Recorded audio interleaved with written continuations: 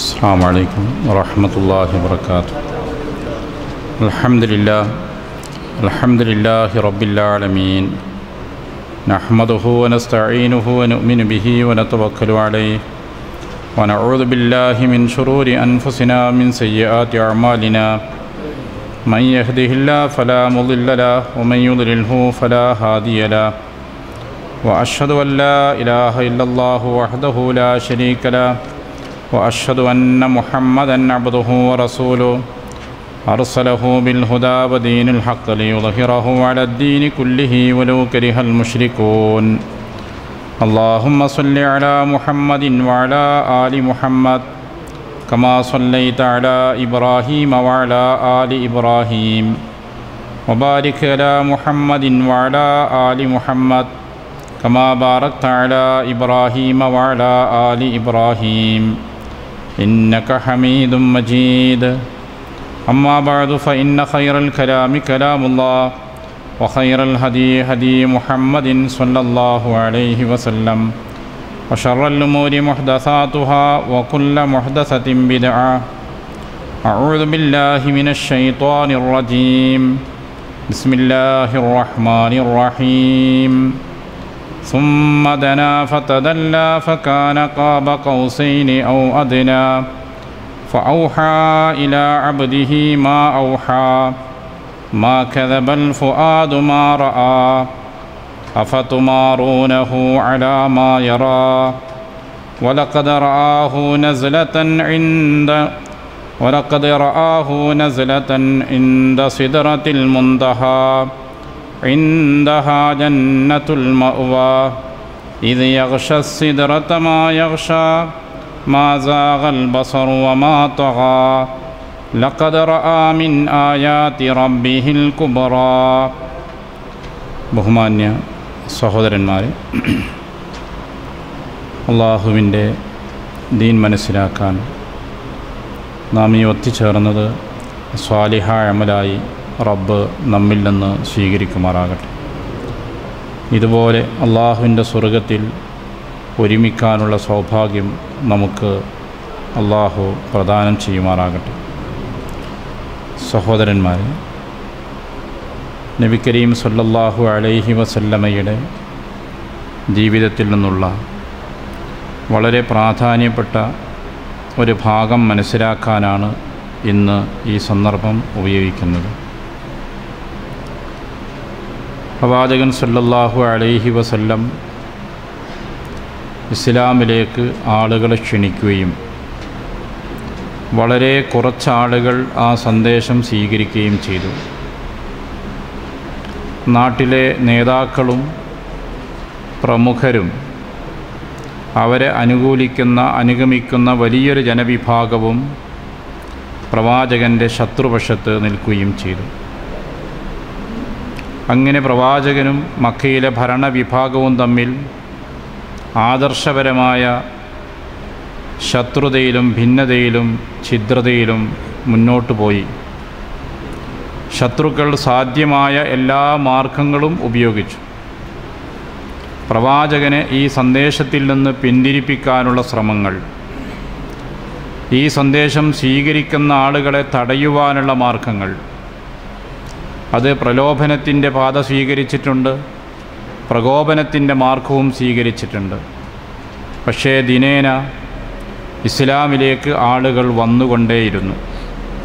അങ്ങനെ കൂടുതൽ ആളുകൾ ഇസ്ലാമിലേക്ക് വരികയും ഇസ്ലാമിനെതിരെയുള്ള ആക്രമണങ്ങൾ ശക്തിപ്പെട്ടുകൊണ്ടിരിക്കുകയും ചെയ്ത ഘട്ടമാണ്. ഇത്തരമൊരു സാഹചര്യത്തിലാണ് പ്രവാചകനെയും കുടുംബത്തെയും തീർത്തും ബഹിഷ്കരിക്കണമെന്ന തീരുമാനത്തിൽ മക്കയിലെ നേതാക്കന്മാർ ഏകോപിച്ചത്. അത്തരമൊരു തീരുമാനം അബൂജഹലിൻ്റെയും അതുപോലുള്ള നേതാക്കന്മാരുടെയും തീരുമാനം സമൂഹം അംഗീകരിക്കുകയും ചെയ്തു.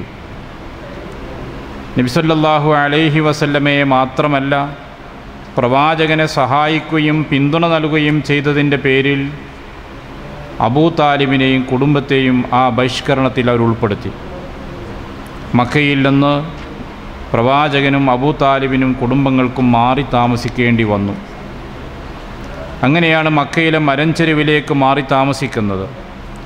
ചരിത്രത്തിൽ ഷഅബ് അബീ താലിബ് എന്ന പേരിൽ അറിയപ്പെടുന്ന ആ ഭാഗത്തേക്ക് മാറി താമസിച്ചു. 3 വർഷം അത് പിന്നിട്ടു. അരപ്പട്ടിണിയും മുഴുപട്ടിണിയുമായിട്ടുള്ളൊരു ജീവിതമായിരുന്നു ആ 3 വർഷക്കാലം ഉണ്ടായിരുന്നത്. പണം കൊടുത്താൽ പോലും രാജ്യത്തുള്ള കച്ചവടക്കാരിൽ നിന്നോ മറ്റാളുകളിൽ നിന്നോ ഭക്ഷ്യപദാർത്ഥങ്ങൾ പോലും വാങ്ങാൻ സാധ്യമല്ലാത്ത ഒരു സാഹചര്യമാണ് ഉണ്ടായിരുന്നത്. ഹജ്ജിന് വരുന്ന വിദേശികളിൽ നിന്ന് വല്ലതും വാങ്ങാൻ സാധിച്ചെങ്കിൽ മാത്രമേ ഉള്ളൂ. ഇത്തരം ഒരു പശ്ചാത്തലത്തിൽ കാർഷിക സാധ്യതയില്ലാത്ത മക്ക രാജ്യത്ത് ജീവിക്കുന്ന ആൾക്കുണ്ടാകുന്ന പ്രയാസം നമുക്ക് ആലോചിക്കാവുന്നതാണ്. അതുകൊണ്ട് തന്നെ പലപ്പോഴും ഭക്ഷ്യക്ഷാമം അനുഭവപ്പെട്ടതിൻ്റെ പേരിൽ പച്ചിലകൾ ഭക്ഷിച്ചു എന്ന് ചരിത്രം രേഖപ്പെടുത്തുന്നു. ഒരു യാഥാർത്ഥ്യമാണത്. 3 വർഷം പിന്നിട്ട ശേഷമാണ് ഈ ബഹിഷ്കരണം പിൻവലിച്ചത്. അങ്ങനെ വീടുകളിലേക്ക് അവർ തിരിച്ചു വന്നു. അപ്പോഴേക്കും പ്രായം കൊണ്ടും രോഗം ബാധിച്ചും തീർത്തും അവശമായ അവസ്ഥയിലേക്ക് പ്രവാചകൻ്റെ പിതൃവ്യനായ അബൂ താലിബ് എത്തിയിട്ടുണ്ട്. തൻ്റെ ഭാര്യ ഖദീജ റളിയല്ലാഹു അൻഹയും ആ ഘട്ടത്തിലേക്ക് എത്തിക്കഴിഞ്ഞിട്ടുണ്ട്. മക്കയിൽ തിരിച്ചെത്തി ഏതാനും ദിവസങ്ങൾ പിന്നിട്ടപ്പോഴേക്കും അബൂ താലിബ് മരണപ്പെടുകയുണ്ടായി. റസൂൽ കരീം സല്ലല്ലാഹു അലൈഹി വസല്ലമക്കെതിരെയുള്ള ശത്രുക്കളുടെ മർദ്ദനത്തിൻ്റെയും ആക്ഷേപത്തിൻ്റെയും ശകാരങ്ങളുടെയും മൂർച്ച വർദ്ധിക്കുകയാണ് ചെയ്തത്. ഇനി ആരെയും ഭയപ്പെടാനില്ല എന്ന ഒരു പശ്ചാത്തലം മക്കയിലുണ്ടായിക്കഴിഞ്ഞു. ഇത്തരം സാഹചര്യത്തിലാണ് പ്രവാചകൻ സല്ലല്ലാഹു അലൈഹി വസല്ലം മക്കയിൽ നിന്ന് ത്വായിഫിലേക്ക് പോകുന്നത്. ത്വായിഫിൻ്റെ നേതൃത്വം വഹിക്കുന്ന സഖീഫ് ഗോത്രക്കാർ തൻ്റെ കുടുംബമാണ്, ബന്ധുക്കളാണ്. അവർ തന്നെ സ്വീകരിക്കും, മക്കക്കാരെപ്പോലെ ക്രൂരന്മാരാവില്ല എന്ന വലിയൊരു പ്രതീക്ഷയോടുകൂടെയാണ് നബി കരീം സല്ലല്ലാഹു അലൈഹി വസല്ലം ത്വായിഫിലേക്ക് പോകുന്നത്. പക്ഷേ അബ്ദിയാലിയിൽ പ്രവാചകനെ സ്വീകരിക്കുന്നതിന് പകരം മക്കക്കാരേക്കാളും മോശമായ രീതിയിൽ സമീപിക്കുകയാണ് ചെയ്തിട്ടുള്ളത്. അഭയം തേടിച്ചെന്ന പ്രവാചകനോട് പറഞ്ഞത്, നിന്നെ സ്വീകരിക്കുവാൻ വേണ്ടി ഞാൻ ആളുകളെ ഏർപ്പാട് ചെയ്തിട്ടുണ്ട് എന്നാണ്. അവിടെ നിന്ന് പ്രവാചകനെ കല്ലെറിഞ്ഞ് ഓടിക്കുന്നു. ത്വായിഫിൻ്റെ അതിർത്തി കടക്കുവോളം അവർ പ്രവാചകനെ ആക്രമിക്കുകയും നബി സല്ലല്ലാഹു അലൈഹി വസല്ലം ത്വായിഫിൽ നിന്ന് പുറത്തേക്ക് വരികയും ചെയ്തു. ത്വായിഫിൻ്റെയും മക്കയുടെയും ഇടയിലാണിപ്പോഴുള്ളത്. മക്കയിൽ നിന്ന് പുറത്തുപോയ പ്രവാചകന് മക്കയിലേക്ക് ഇനി പ്രവേശിക്കാൻ പ്രയാസമാണ്. മക്കയിലേക്ക് പ്രവേശിക്കണമെങ്കിൽ അന്നത്തെ നാട്ടുനിയമമനുസരിച്ച് മക്കയിലെ പ്രമുഖനായ ഒരു നേതാവിൻ്റെ സംരക്ഷണ വാഗ്ദത്തം ലഭിച്ചെങ്കിൽ മാത്രമേ പ്രവേശിക്കാൻ സാധിക്കുകയുള്ളൂ. അത്തരമൊരു സാഹചര്യമാണ് പ്രവാചകൻ സല്ലല്ലാഹു അലൈഹി വസല്ലം അഭിമുഖീകരിക്കുന്നത്. ത്വായിഫുകാർ ചെയ്ത ക്രൂരതയേക്കാൾ ഏറെ പ്രവാചകനെ വിഷമിപ്പിച്ചത് മക്കയിലേക്ക് തിരിച്ചു പോകാൻ കഴിയാത്ത അവസ്ഥയാണ്. നബി സല്ലല്ലാഹു അലൈഹി വസല്ലം പ്രവേശനാനുമതി ചോദിച്ചുകൊണ്ട് പലരെയും മക്കയിലേക്ക് പല നേതാക്കന്മാരുടെ അടുക്കലേക്കും പറഞ്ഞു വിട്ടു. ആരും തന്നെ പ്രവാചകൻ്റെ സംരക്ഷണ വാഗ്ദത്തം നിർവഹിക്കാൻ തയ്യാറായില്ല. അവസാനം നബി സല്ലല്ലാഹു അലൈഹി വസല്ലമക്ക് അത്തരം ഒരു അനുകൂലം നൽകിയത് മുത്അം ഇബ്നു അദി എന്ന് പറയുന്ന മക്കയിലെ മുശ്രിക്കായ നേതാവാണ്. അള്ളാഹുവിൻ്റെ റസൂല് അദ്ദേഹത്തിൻ്റെ സംരക്ഷണ പ്രഖ്യാപനം കിട്ടിയ ശേഷം മക്കയിലേക്ക് പ്രവേശിച്ചു. നബി സല്ലല്ലാഹു അലൈഹി വസല്ലമയുടെ ജീവിതത്തിൽ പിൽക്കാലത്ത് അള്ളാഹുവിൻ്റെ റസൂല് ഓർക്കുന്ന കാര്യമാണ് മുത്അം ഇബ്നു അദി ചെയ്തിട്ടുള്ള മഹത്തായ സേവനം. അനുസ്മരിക്കുന്നുണ്ട് പ്രവാചകൻ പിൽക്കാലത്തെ കാര്യം. മക്കയിലേക്ക് പ്രവേശിച്ച് തൻ്റെ വീട്ടിലേക്ക് എത്തിയെങ്കിലും 2 ആഴ്ചക്കുള്ളിൽ ഖദീജ റളിയല്ലാഹു അൻഹയും മരണപ്പെടുകയാണ്. നബി സല്ലല്ലാഹു അലൈഹി വസല്ലമയുടെ ജീവിതത്തിൽ ഏറ്റവും പ്രയാസമുള്ള വർഷമായിട്ടാണ് ചരിത്രം അത് രേഖപ്പെടുത്തുന്നത്. ആമുൽ ഹുസൻ, ദുഃഖവർഷം എന്നാണ് ആ വർഷത്തെ നമുക്ക് പരിചയപ്പെടുത്തുന്നത്. കാരണം വീട്ടിലെ തനിക്കുണ്ടായിരുന്ന താങ്ങും തണലും ഖദീജ റളിയല്ലാഹു അൻഹയായിരുന്നു. സമൂഹത്തിൽ എന്തെല്ലാം എതിർപ്പുകളുണ്ടെങ്കിൽ തന്നെയും അബൂ താലിബിൻ്റെ പിന്തുണ പ്രവാചകൻ്റെ തണൽ തന്നെയായിരുന്നു. തനിക്ക് വേണ്ടി സംരക്ഷണം നൽകുന്ന, സഹായ വാഗ്ദത്തം ചെയ്തുകൊണ്ടിരുന്ന പ്രധാനപ്പെട്ട 2 ഭാഗങ്ങൾ ഒരേ സമയത്ത് നഷ്ടപ്പെട്ടു. താൻ പ്രതീക്ഷ അർപ്പിച്ചിരുന്ന ത്വായിഫുകാർ മക്കക്കാരെക്കാളും മോശമായ സമീപനം സ്വീകരിക്കുകയും ചെയ്തു. ഇങ്ങനെ വിഷമാവസ്ഥയിൽ പ്രയാസകരമായ ദുർഘടമായ ഒരു ഘട്ടത്തിലാണ് അള്ളാഹുവിൻ്റെ പ്രവാചകനുള്ളത്. ഈ വിഷമാവസ്ഥയുടെ ഘട്ടത്തിലാണ് പ്രവാചകൻ സല്ലല്ലാഹു അലൈഹി വസല്ലമയുടെ ജീവിതത്തിൽ പ്രവാചകന് കരുത്തു പകരുന്ന, ശക്തി നൽകുന്ന, എക്കാലത്തെയും വിശ്വാസികൾക്ക് ഓർമ്മിക്കുവാൻ അള്ളാഹു ശാശ്വതമാക്കിയിട്ടുള്ള ചരിത്ര പ്രാധാന്യമുള്ള സംഭവത്തിന് സാക്ഷിയായിത്തീരുന്നത്. വിശുദ്ധ ഖുർആൻ ആ സംഭവത്തെക്കുറിച്ച് അത്ഭുതകരമായൊരു സംഭവം എന്ന പശ്ചാത്തലത്തിലൂടെ നമുക്ക് പരിചയപ്പെടുത്തുകയാണ്. സുബ്ഹാനല്ലദീ അസ്റാ ബിഅബ്ദിഹി ലൈലൻ മിനൽ മസ്ജിദിൽ ഹറാം ഇലൽ മസ്ജിദിൽ അഖ്സാ അല്ലദീ ബാറക്നാ ഹൗലഹു ലിനുരിയഹു മിൻ ആയാതിനാ. മസ്ജിദുൽ ഹറാമിൽ നിന്ന് മസ്ജിദുൽ അഖ്സയിലേക്ക് രാത്രിയുടെ സമയം പ്രവാചകനെ പ്രയാണം ചെയ്യിപ്പിച്ച അള്ളാഹു പരിശുദ്ധനായിരിക്കുന്നു. ലിനുരിയഹു മിൻ ആയാതിന, നമ്മുടെ ദൃഷ്ടാന്തങ്ങൾ അദ്ദേഹത്തിന് കാണിച്ചു കൊടുക്കുവാൻ വേണ്ടിയാണ് ഈ ഒരു യാത്ര അള്ളാഹു ഒരുക്കിയിട്ടുള്ളത്. നബി കരീം സല്ലല്ലാഹു അലൈഹി വസല്ലമയുടെ ജീവിതത്തിൽ വളരെ അത്ഭുതകരമായ സംഭവം, പ്രവാചകൻ എന്ന വ്യക്തിയുമായി ബന്ധപ്പെട്ട സംഭവം. പക്ഷേ മുസ്ലിം ലോകത്ത് അത് പഠിക്കണമെന്നും അറിയണമെന്നും ശാശ്വതീകരിച്ചുകൊണ്ടാണ് ഖുർആനിൽ ആ കാര്യം പരാമർശിച്ചിട്ടുള്ളത്. ലോകത്തൊരുപാട് പ്രവാചകന്മാർ കഴിഞ്ഞിട്ടുണ്ട്. അവരെല്ലാം ജീവിതത്തിൽ ചില അത്ഭുതകരമായ മുഅ്ജിസാത്തുകൾ അള്ളാഹു വെളിപ്പെടുത്തിയിട്ടുണ്ട്. മുഹമ്മദ് നബി സല്ലല്ലാഹു അലൈഹി വസല്ലമയുടെ ജീവിതത്തിലും ചില അത്ഭുതകരമായ കാര്യങ്ങൾക്ക് സാക്ഷിയായിട്ടുണ്ട്. പ്രവാചകനിലൂടെ പ്രവാചകൻ്റെ പ്രബോധനത്തിന് ആവശ്യമുള്ള ഘട്ടങ്ങളിലും മുസ്ലിങ്ങൾക്ക് സഹായം വേണ്ടിവരുന്ന ചില ഘട്ടങ്ങളിലും അള്ളാഹു അത്ഭുതകരമായ രീതിയിൽ പ്രവാചകനിലൂടെ പല സംഭവങ്ങളും വെളിപ്പെടുത്തുകയും അത് അനുഗ്രഹീതമായി തീരുകയും ചെയ്തിട്ടുണ്ട്. നബി സല്ലല്ലാഹു അലൈഹി വസല്ലമയുടെ ജീവിതത്തിലേക്ക് സമൂഹത്തെ വെല്ലുവിളിച്ചുകൊണ്ട് അള്ളാഹു നൽകിയിട്ടുള്ള മുഅ്ജിസത്ത്, പ്രവാചകന് നൽകിയിട്ടുള്ള ആയത്ത്, ദൃഷ്ടാന്തം, അത് വിശുദ്ധ ഖുർആനാണ്.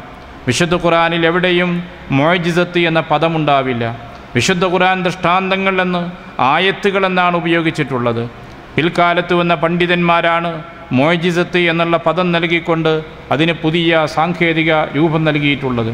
സൂചിപ്പിക്കുന്നത് പ്രവാചകൻ സല്ലല്ലാഹു അലൈഹി വസല്ലമയുടെ ജീവിതത്തിൽ ധാരാളം ആയാത്തുകൾ, ദൃഷ്ടാന്തങ്ങൾ നമുക്ക് ചരിത്രത്തിലൂടെയും പ്രവാചകൻ്റെ ജീവിതാനുഭവത്തിലൂടെയും ഖുർആനിലൂടെ തന്നെയും സൂചിപ്പിക്കപ്പെട്ടിട്ടുണ്ട്. എന്നാൽ അതിലേറ്റവും പ്രാധാന്യമുള്ളൊരു സംഭവം എന്ന നിലക്കാണ് അള്ളാഹു ഈ യാത്രയെ ഇവിടെ പരിചയപ്പെടുത്തിയിട്ടുള്ളത്. അതുകൊണ്ടാണ് സുബ്ഹാൻ എന്ന പദം ഉപയോഗിച്ചുകൊണ്ട് ആ സംഭവം അള്ളാഹു തുടക്കം കുറിച്ചിട്ടുള്ളത്. ഒരത്ഭുതകരമായ, ആശ്ചര്യകരമായ ഒരു സംഭവത്തിന് സാക്ഷിയാകുമ്പോഴാണ് സുബ്ഹാനല്ലാഹ് എന്നുള്ള പ്രയോഗം സാധാരണ പ്രയോഗിക്കാറുള്ളത്. അറബി ഭാഷയുടെ ശൈലി അനുസരിച്ച് അങ്ങനെയാണ്. ആ ശൈലി തന്നെയാണ് ഇവിടെയും സ്വീകരിച്ചത്. സുബ്ഹാനല്ലദീ അസ്റാ ബിഅബ്ദിഹി, തൻ്റെ അടിമയെ അള്ളാഹു രാപ്രയാണം ചെയ്യിച്ചിരിക്കുന്നു എന്നാണ്. അത്ഭുതകരമായ കാര്യങ്ങൾ ഒരു മനുഷ്യനിൽ നിന്ന് വെളിപ്പെടുമ്പോഴാണ് പലപ്പോഴും സമൂഹത്തിൽ വിശ്വാസ വ്യതിയാനം സംഭവിച്ചിട്ടുള്ളത്. ഈസാ നബി അലൈഹിസ്സലാത്തു വസ്സലാമിന് ദൈവികമായ പദവി നൽകുവാൻ ക്രൈസ്തവ സമൂഹത്തിന് പ്രചോദനം നൽകുന്നൊരു കാര്യം അദ്ദേഹത്തിൽ നിന്ന് അത്ഭുതങ്ങൾ പ്രകടമായി എന്നാണ്. മരിച്ചവരെ ജീവിപ്പിക്കുന്നു, വെള്ളപ്പാണ്ട്, കുഷ്ഠം പോലെയുള്ള രോഗങ്ങൾ സുഖപ്പെടുത്തുന്നു. എല്ലാം പടച്ചവൻ്റെ പ്രത്യേക ഇതിനനുസരിച്ചുകൊണ്ടാണ്, കൽപ്പന അനുസരിച്ചുകൊണ്ടാണ്, നിർദ്ദേശമനുസരിച്ചുകൊണ്ടാണെന്ന് അദ്ദേഹം പറയുന്നുവെങ്കിലും ഈ അത്ഭുതങ്ങൾ അദ്ദേഹത്തിൽ നിന്ന് വെളിപ്പെട്ടപ്പോൾ അദ്ദേഹം സാധാരണ ഒരു മനുഷ്യനായിക്കൂടാ, മനുഷ്യനെന്നുള്ള പദവിയേക്കാളും ഉയരേണ്ടതുണ്ട്. അങ്ങനെ ഉയർത്തിയപ്പോൾ അദ്ദേഹത്തെ ദൈവികമായ പീഠത്തിൽ ഇരുത്തുകയാണ് ചെയ്തിട്ടുള്ളത്. ലോകത്ത് ഇന്നും നമ്മൾ കാണുന്നൊരു യാഥാർത്ഥ്യം അതാണ്. അത്ഭുതങ്ങൾ ഒരു മനുഷ്യനിൽ നിന്ന് പ്രകടമാകുമ്പോൾ ആ അത്ഭുതം ചെയ്യുന്ന മനുഷ്യനെ ദൈവികമായ പദവിയിലേക്ക് ഉയർത്തുകയും ദിവ്യപുരുഷന്മാരെന്നോ അല്ലെങ്കിൽ അത്തരം മാതാക്കളെന്നോ ഉമ്മമാരെന്നൊക്കെ ആളുകൾ വിശേഷിപ്പിക്കുകയും ചെയ്യുകയാണ്. പിന്നീട് ആരാധിക്കപ്പെടുന്ന, പ്രാർത്ഥിക്കപ്പെടുന്ന, നേർച്ചകളും വഴിപാടുകളും നൽകപ്പെടുന്ന ഒരവസ്ഥയിലേക്ക് ആ ആളുകളോടുള്ള സമീപനം മാറുകയാണ് ചെയ്യുന്നത്. ആദരിക്കേണ്ടവരെ ആദരിക്കേണ്ടതുണ്ട്, ബഹുമാനിക്കേണ്ടവരെ ബഹുമാനിക്കേണ്ടതുണ്ട്. പക്ഷേ ആദരവുകൾ ഒരിക്കലും ആരാധനയായിക്കൂടാ. അത്തരം ഒരു ആരാധനയുടെ സമീപനം വിശ്വാസികളായ നമ്മളിൽ നിന്ന് പ്രവാചകൻ്റെ ഈ അത്ഭുത സംഭവത്തിൻ്റെ പേരിൽ ഉണ്ടാവരുത് എന്ന സൂചനയാണ് ബിഅബ്ദിഹി, തൻ്റെ അടിമയെ പ്രയാണം ചെയ്യിപ്പിച്ചു എന്ന് പ്രത്യേകം പരാമർശിച്ചത്. അള്ളാഹുവിൻ്റെ റസൂലിനെ എന്നോ അള്ളാഹുവിൻ്റെ നബിയെ എന്നോ പ്രയോഗിക്കാതെ ബി അബ്ദിഹി, തൻ്റെ അടിമയിലൂടെ അള്ളാഹു നടപ്പിലാക്കിയിട്ടുള്ള അത്ഭുതമാണ്. അതുകൊണ്ട് പ്രവാചകൻ അള്ളാഹുവിൻ്റെ അടിമ തന്നെയാണ്. ഏറ്റവും ഉദാത്തമായ മാതൃകായോഗ്യനായ, ലോകത്തെല്ലാ മനുഷ്യനും നന്നാവാൻ ആഗ്രഹിക്കുമ്പോൾ അവനേറ്റവും നല്ലൊരു മനുഷ്യൻ്റെ മാതൃക ലഭിക്കുന്ന അടിമ, ആ അടിമയാണ് മഹാനായ റസൂൽ സല്ലല്ലാഹു അലൈഹി വസല്ലം. അതുകൊണ്ടാണ് ഈ അത്ഭുത സംഭവം പരാമർശിച്ചപ്പോൾ അള്ളാഹുവിൻ്റെ അടിമയാണെന്ന പ്രത്യേകം അടിവരയിട്ടുകൊണ്ട് ഖുർആൻ ഇവിടെ പ്രയോഗിച്ചിട്ടുള്ളത്. ആ യാത്ര അള്ളാഹു ഒരുക്കിയത് മിനൽ മസ്ജിദിൽ ഹറാം ഇലൽ മസ്ജിദിൽ അഖ്സ, മസ്ജിദുൽ ഹറാമിൽ നിന്ന്, മക്കയിലെ പള്ളിയിൽ നിന്ന് മസ്ജിദുൽ അഖ്സയിലേക്കാണ്. മുസ്ലിങ്ങളായ നമ്മെ സംബന്ധിച്ചിടത്തോളം തീർത്ഥാടനം നിർദ്ദേശിക്കപ്പെട്ട 3 പള്ളികളാണ് നമുക്കുള്ളത്. റസൂൽ സല്ലല്ലാഹു അലൈഹി വസല്ലം നമ്മോട് പറഞ്ഞു, ലാ തുഷദ്ദുർ റിഹാൽ ഇല്ലാ ഇലാ സലാസതി മസാജിദ്, 3 പള്ളികളിലേക്കല്ലാതെ തീർത്ഥയാത്ര നിങ്ങൾക്കില്ല. 3 പള്ളികളിലേക്ക് മാത്രമാണ് അനുവദിച്ചിട്ടുള്ളത്. ഒന്ന് എൻ്റെ ഈ പള്ളി, അഥവാ റസൂൽ സല്ലല്ലാഹു അലൈഹി വസല്ലമയുടെ മദീനയിലെ പള്ളി. മറ്റൊന്ന് മസ്ജിദുൽ ഹറാം, മക്കയിലെ പള്ളിയാണ്. മസ്ജിദുൽ അഖ്സ, ബൈത്തുൽ മഖ്ദസിലെ പള്ളിയുമാണ്. ആ ഓരോ പള്ളികൾക്കുമുള്ള പ്രതിഫലത്തിലെ വ്യത്യാസവും അള്ളാഹുവിൻ്റെ പ്രവാചകൻ വിശദീകരിച്ചിട്ടുണ്ട്. തൻ്റെ പള്ളിയെ സംബന്ധിച്ചിടത്തോളം നബി സല്ലല്ലാഹു അലൈഹി വസല്ലം പറഞ്ഞു, ആ പള്ളിയിൽ നമസ്കരിക്കുന്നവന് ലഭിക്കുന്നത് 1000 എന്ന് പ്രതിഫലം പറഞ്ഞു. എന്നാൽ അതിനേക്കാൾ ഏറെ പ്രതിഫലം ലഭിക്കുന്നത് മക്കയിലെ മസ്ജിദുൽ ഹറാമിനാണ്. 1,00,000 അവിടെ ലഭിക്കുന്ന പ്രതിഫലം. ബൈത്തുൽ മഖ്ദസിനെ സംബന്ധിച്ച് സ്വഹീഹായ റിപ്പോർട്ടുകളിൽ വന്നതനുസരിച്ച് 250 അവിടെ ലഭിക്കുന്ന പ്രതിഫലമുള്ളത്. ചില ദുർബലമായ റിപ്പോർട്ടുകളിൽ 500 എന്ന് വന്നിട്ടുണ്ടെങ്കിലും സ്വീകാര്യമായ റിപ്പോർട്ടനുസരിച്ച് അതിൻ്റെ പകുതിയാണ്, അഥവാ പ്രവാചകൻ്റെ പള്ളിയുടെ 1/4. അതാണ് പ്രവാചകൻ പ്രയോഗിച്ചിട്ടുള്ള വാക്ക്. അപ്പോൾ ആ അർത്ഥത്തിൽ ഈ 3 പള്ളികളാണ് മുസ്ലിങ്ങൾക്ക് തീർത്ഥാടനത്തിന് വേണ്ടി നിശ്ചയിച്ചിട്ടുള്ള പള്ളി.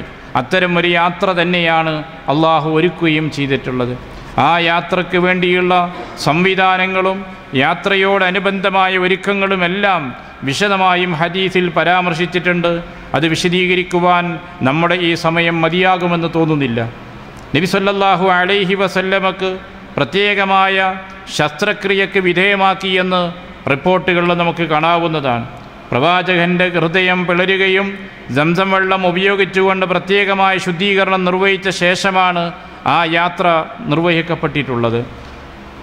ജിബ്രീൽ അലൈഹിസ്സലാത്തു വസ്സലാം കുതിര പോലെയുള്ള ഒരു മൃഗത്തെ, ബുറാഖ് എന്ന പേരിൽ ചരിത്രം നമുക്ക് പരിചയപ്പെടുത്തുന്ന ഒരു മൃഗത്തെ കൊണ്ടുവരികയും ആ വാഹനത്തിൽ നബി സല്ലല്ലാഹു അലൈഹി വസല്ലമയെ കയറ്റുകയും ചെയ്തു. കണ്ണെത്തുന്ന അകലങ്ങളിലേക്ക് എത്തുന്ന വേഗതയാണ് അതിനുണ്ടായിരുന്നത് എന്ന് ഹദീസിൽ പരാമർശിക്കുന്നുണ്ട്. ഒരുപക്ഷെ പ്രകാശവേഗതയേക്കാളോ അതിനേക്കാളോ അധികം വേഗതയുള്ള ഒരു പ്രത്യേക വാഹനമായിരുന്നു എന്ന് അതിൽ നിന്ന് നമുക്ക് മനസ്സിലാക്കാവുന്നതാണ്.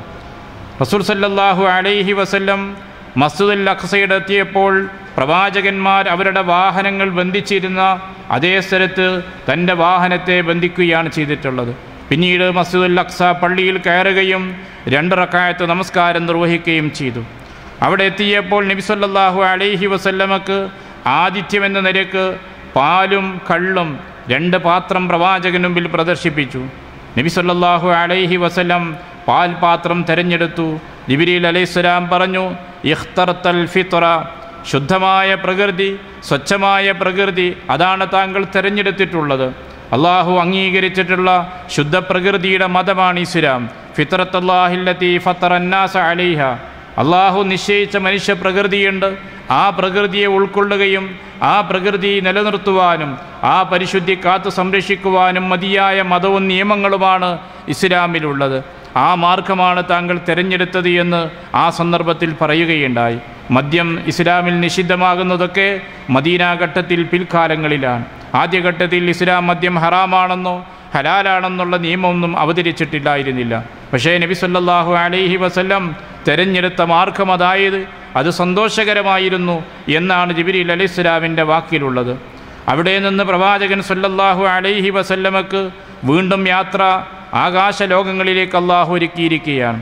അതാണ് മിഅ്റാജ് എന്ന പേരിൽ അറിയപ്പെടുന്നത്. പ്രവാചകൻ സല്ലല്ലാഹു അലൈഹി വസല്ലം ഉപയോഗിച്ച വാക്കങ്ങനെയാണ്, സുമ്മ ഉരിജ ബി, എനിക്ക് മിഅ്റാജ് ഉണ്ടായി, എന്നെ വഹിക്കപ്പെട്ടു കൊണ്ടുപോയി എന്നുള്ള പ്രയോഗമാണ്.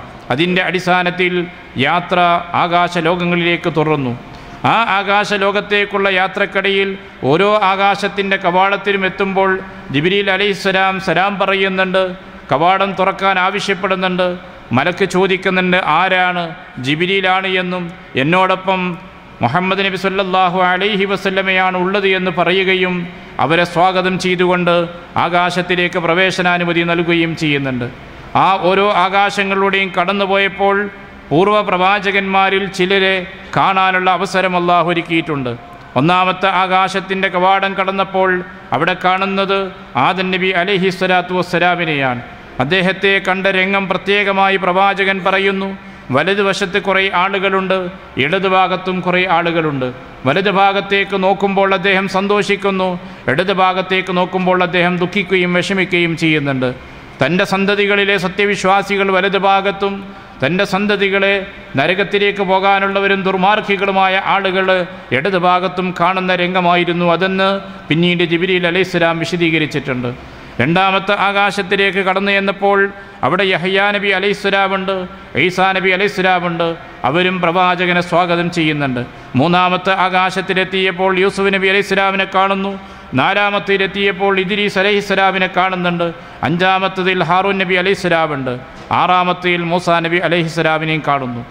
ഏഴാമത്തെ ആകാശത്തിൻ്റെ കവാടത്തിലേക്ക് പ്രവേശിച്ച് അവിടെ എത്തിയപ്പോൾ കാണുന്നത് ഇബ്രാഹിം നബി അലൈഹിസ്സലാത്തു വസ്സലാമിനെയാണ്. അവിടെ ബൈത്തുൽ മഅമൂറുണ്ട്. മലക്കുകളുടെ ഖിബില എന്ന പേരിൽ അറിയപ്പെടുന്നതാണ് ബൈത്തുൽ മഅമൂർ. ആ ബൈത്തുൽ മഅമൂറിലേക്ക് ചാരിയിരിക്കുന്ന രൂപത്തിലാണ് ഇബ്രാഹിം നബി അലൈഹിസ്സലാത്തു വസ്സലാമിനെ കണ്ടിട്ടുള്ളത്. അവിടെ ഇബ്രാഹിം നബി അലൈഹിസ്സലാമും ആദം നബി അലൈഹിസ്സലാമും രണ്ടുപേരും പ്രവാചകനെ സ്വാഗതം ചെയ്തിട്ടുള്ളത് മർഹബൻ ബിൽ ഇബ്നി സ്വാലിഹ്, സ്വാലിഹായ സന്താനമേ മകനെ നിനക്ക് സ്വാഗതമെന്ന് പറഞ്ഞുകൊണ്ടാണ്. ബാക്കിയുള്ള പ്രവാചകന്മാരെല്ലാം ബിൽ അഖി സ്വാലിഹ്, സ്വാലിഹായ സഹോദര എന്ന് പറഞ്ഞുകൊണ്ടാണ് പ്രവാചകനെ സ്വാഗതം ചെയ്തിട്ടുള്ളത്. പദപ്രയോഗത്തിൽ ചെറിയ വ്യത്യാസങ്ങൾ അവരുടെ ആ സംസാരത്തിൽ നമുക്ക് വ്യക്തമായി കാണാവുന്നതാണ്. അത് കഴിഞ്ഞ ശേഷം സിദ്റത്തുൽ മുന്തഹ എന്ന വൃക്ഷത്തിൻ്റെ അടുക്കലേക്ക് പോയി. ആ പദപ്രയോഗം സൂചിപ്പിക്കുന്ന പോലെ, അതിൻ്റെ നാമം സൂചിപ്പിക്കുന്ന പോലെ അവിടെയാണ് മനുഷ്യരുടെയും മലക്കുകളുടെയും പ്രവേശനം അവസാനിക്കുന്ന കേന്ദ്രം. അതുകൊണ്ടാണ് മുന്തഹ, ചെന്ന് അവസാനിക്കുന്ന കേന്ദ്രമെന്ന പേരിൽ ആ വൃക്ഷത്തിൻ്റെ പേര് പറഞ്ഞിട്ടുള്ളത്. ആ വൃക്ഷത്തെ സംബന്ധിച്ച് പ്രവാചകൻ്റെ വാക്കുകൾ പറയുന്നത് അത് വിവരണാതീതമാണ്. അതിന് മാത്രം സൗന്ദര്യമാണുള്ളത്. അതിൻ്റെ ഇലകളുടെ വലിപ്പം പ്രവാചകൻ പറയുന്നുണ്ട്. അതിൻ്റെ സൗന്ദര്യത്തെക്കുറിച്ച് വർണ്ണിക്കുന്നുണ്ട്.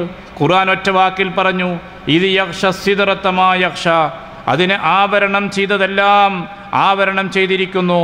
അത്രമാത്രം ഭംഗിയുള്ള സൗന്ദര്യമുള്ള വലിപ്പമുള്ള ഒരു വൃക്ഷമായിരുന്നു അതെന്ന് മനസ്സിലാക്കാവുന്നതാണ്. വലഖദ് റആഹു നസ്ലതൻ ഉഖറ ഇൻദ സിദ്റത്തിൽ മുന്തഹ, ആ സിദ്റത്തുൽ മുന്തഹയുടെ അടുക്കൽ വെച്ചുകൊണ്ട് ജിബ്രീൽ അലൈഹിസ്സലാമിനെ പ്രവാചകൻ സല്ലല്ലാഹു അലൈഹി വസല്ലം വീണ്ടും കാണുകയാണ്.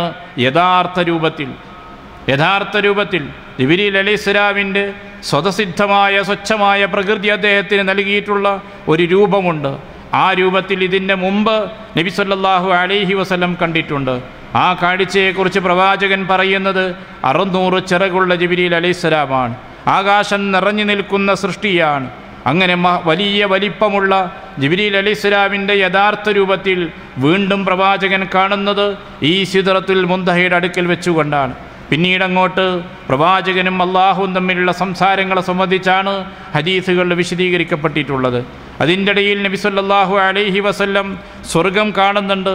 പ്രവാചകന് സ്വർഗത്തിൽ ലഭിക്കാനുള്ള സൗധം അവർ കാണിച്ചു കൊടുത്തു.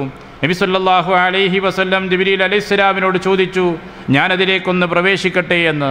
ഇല്ല, ഇപ്പോൾ താങ്കൾക്ക് പ്രവേശിക്കാൻ അനുവാദമില്ല, തീർച്ചയായും താങ്കൾ അതിൽ പ്രവേശിക്കുന്നതാണ് എന്ന് പറയുകയാണ് നബി സല്ലല്ലാഹു അലൈഹി വസല്ലമയോട് ചെയ്തിട്ടുള്ളത്.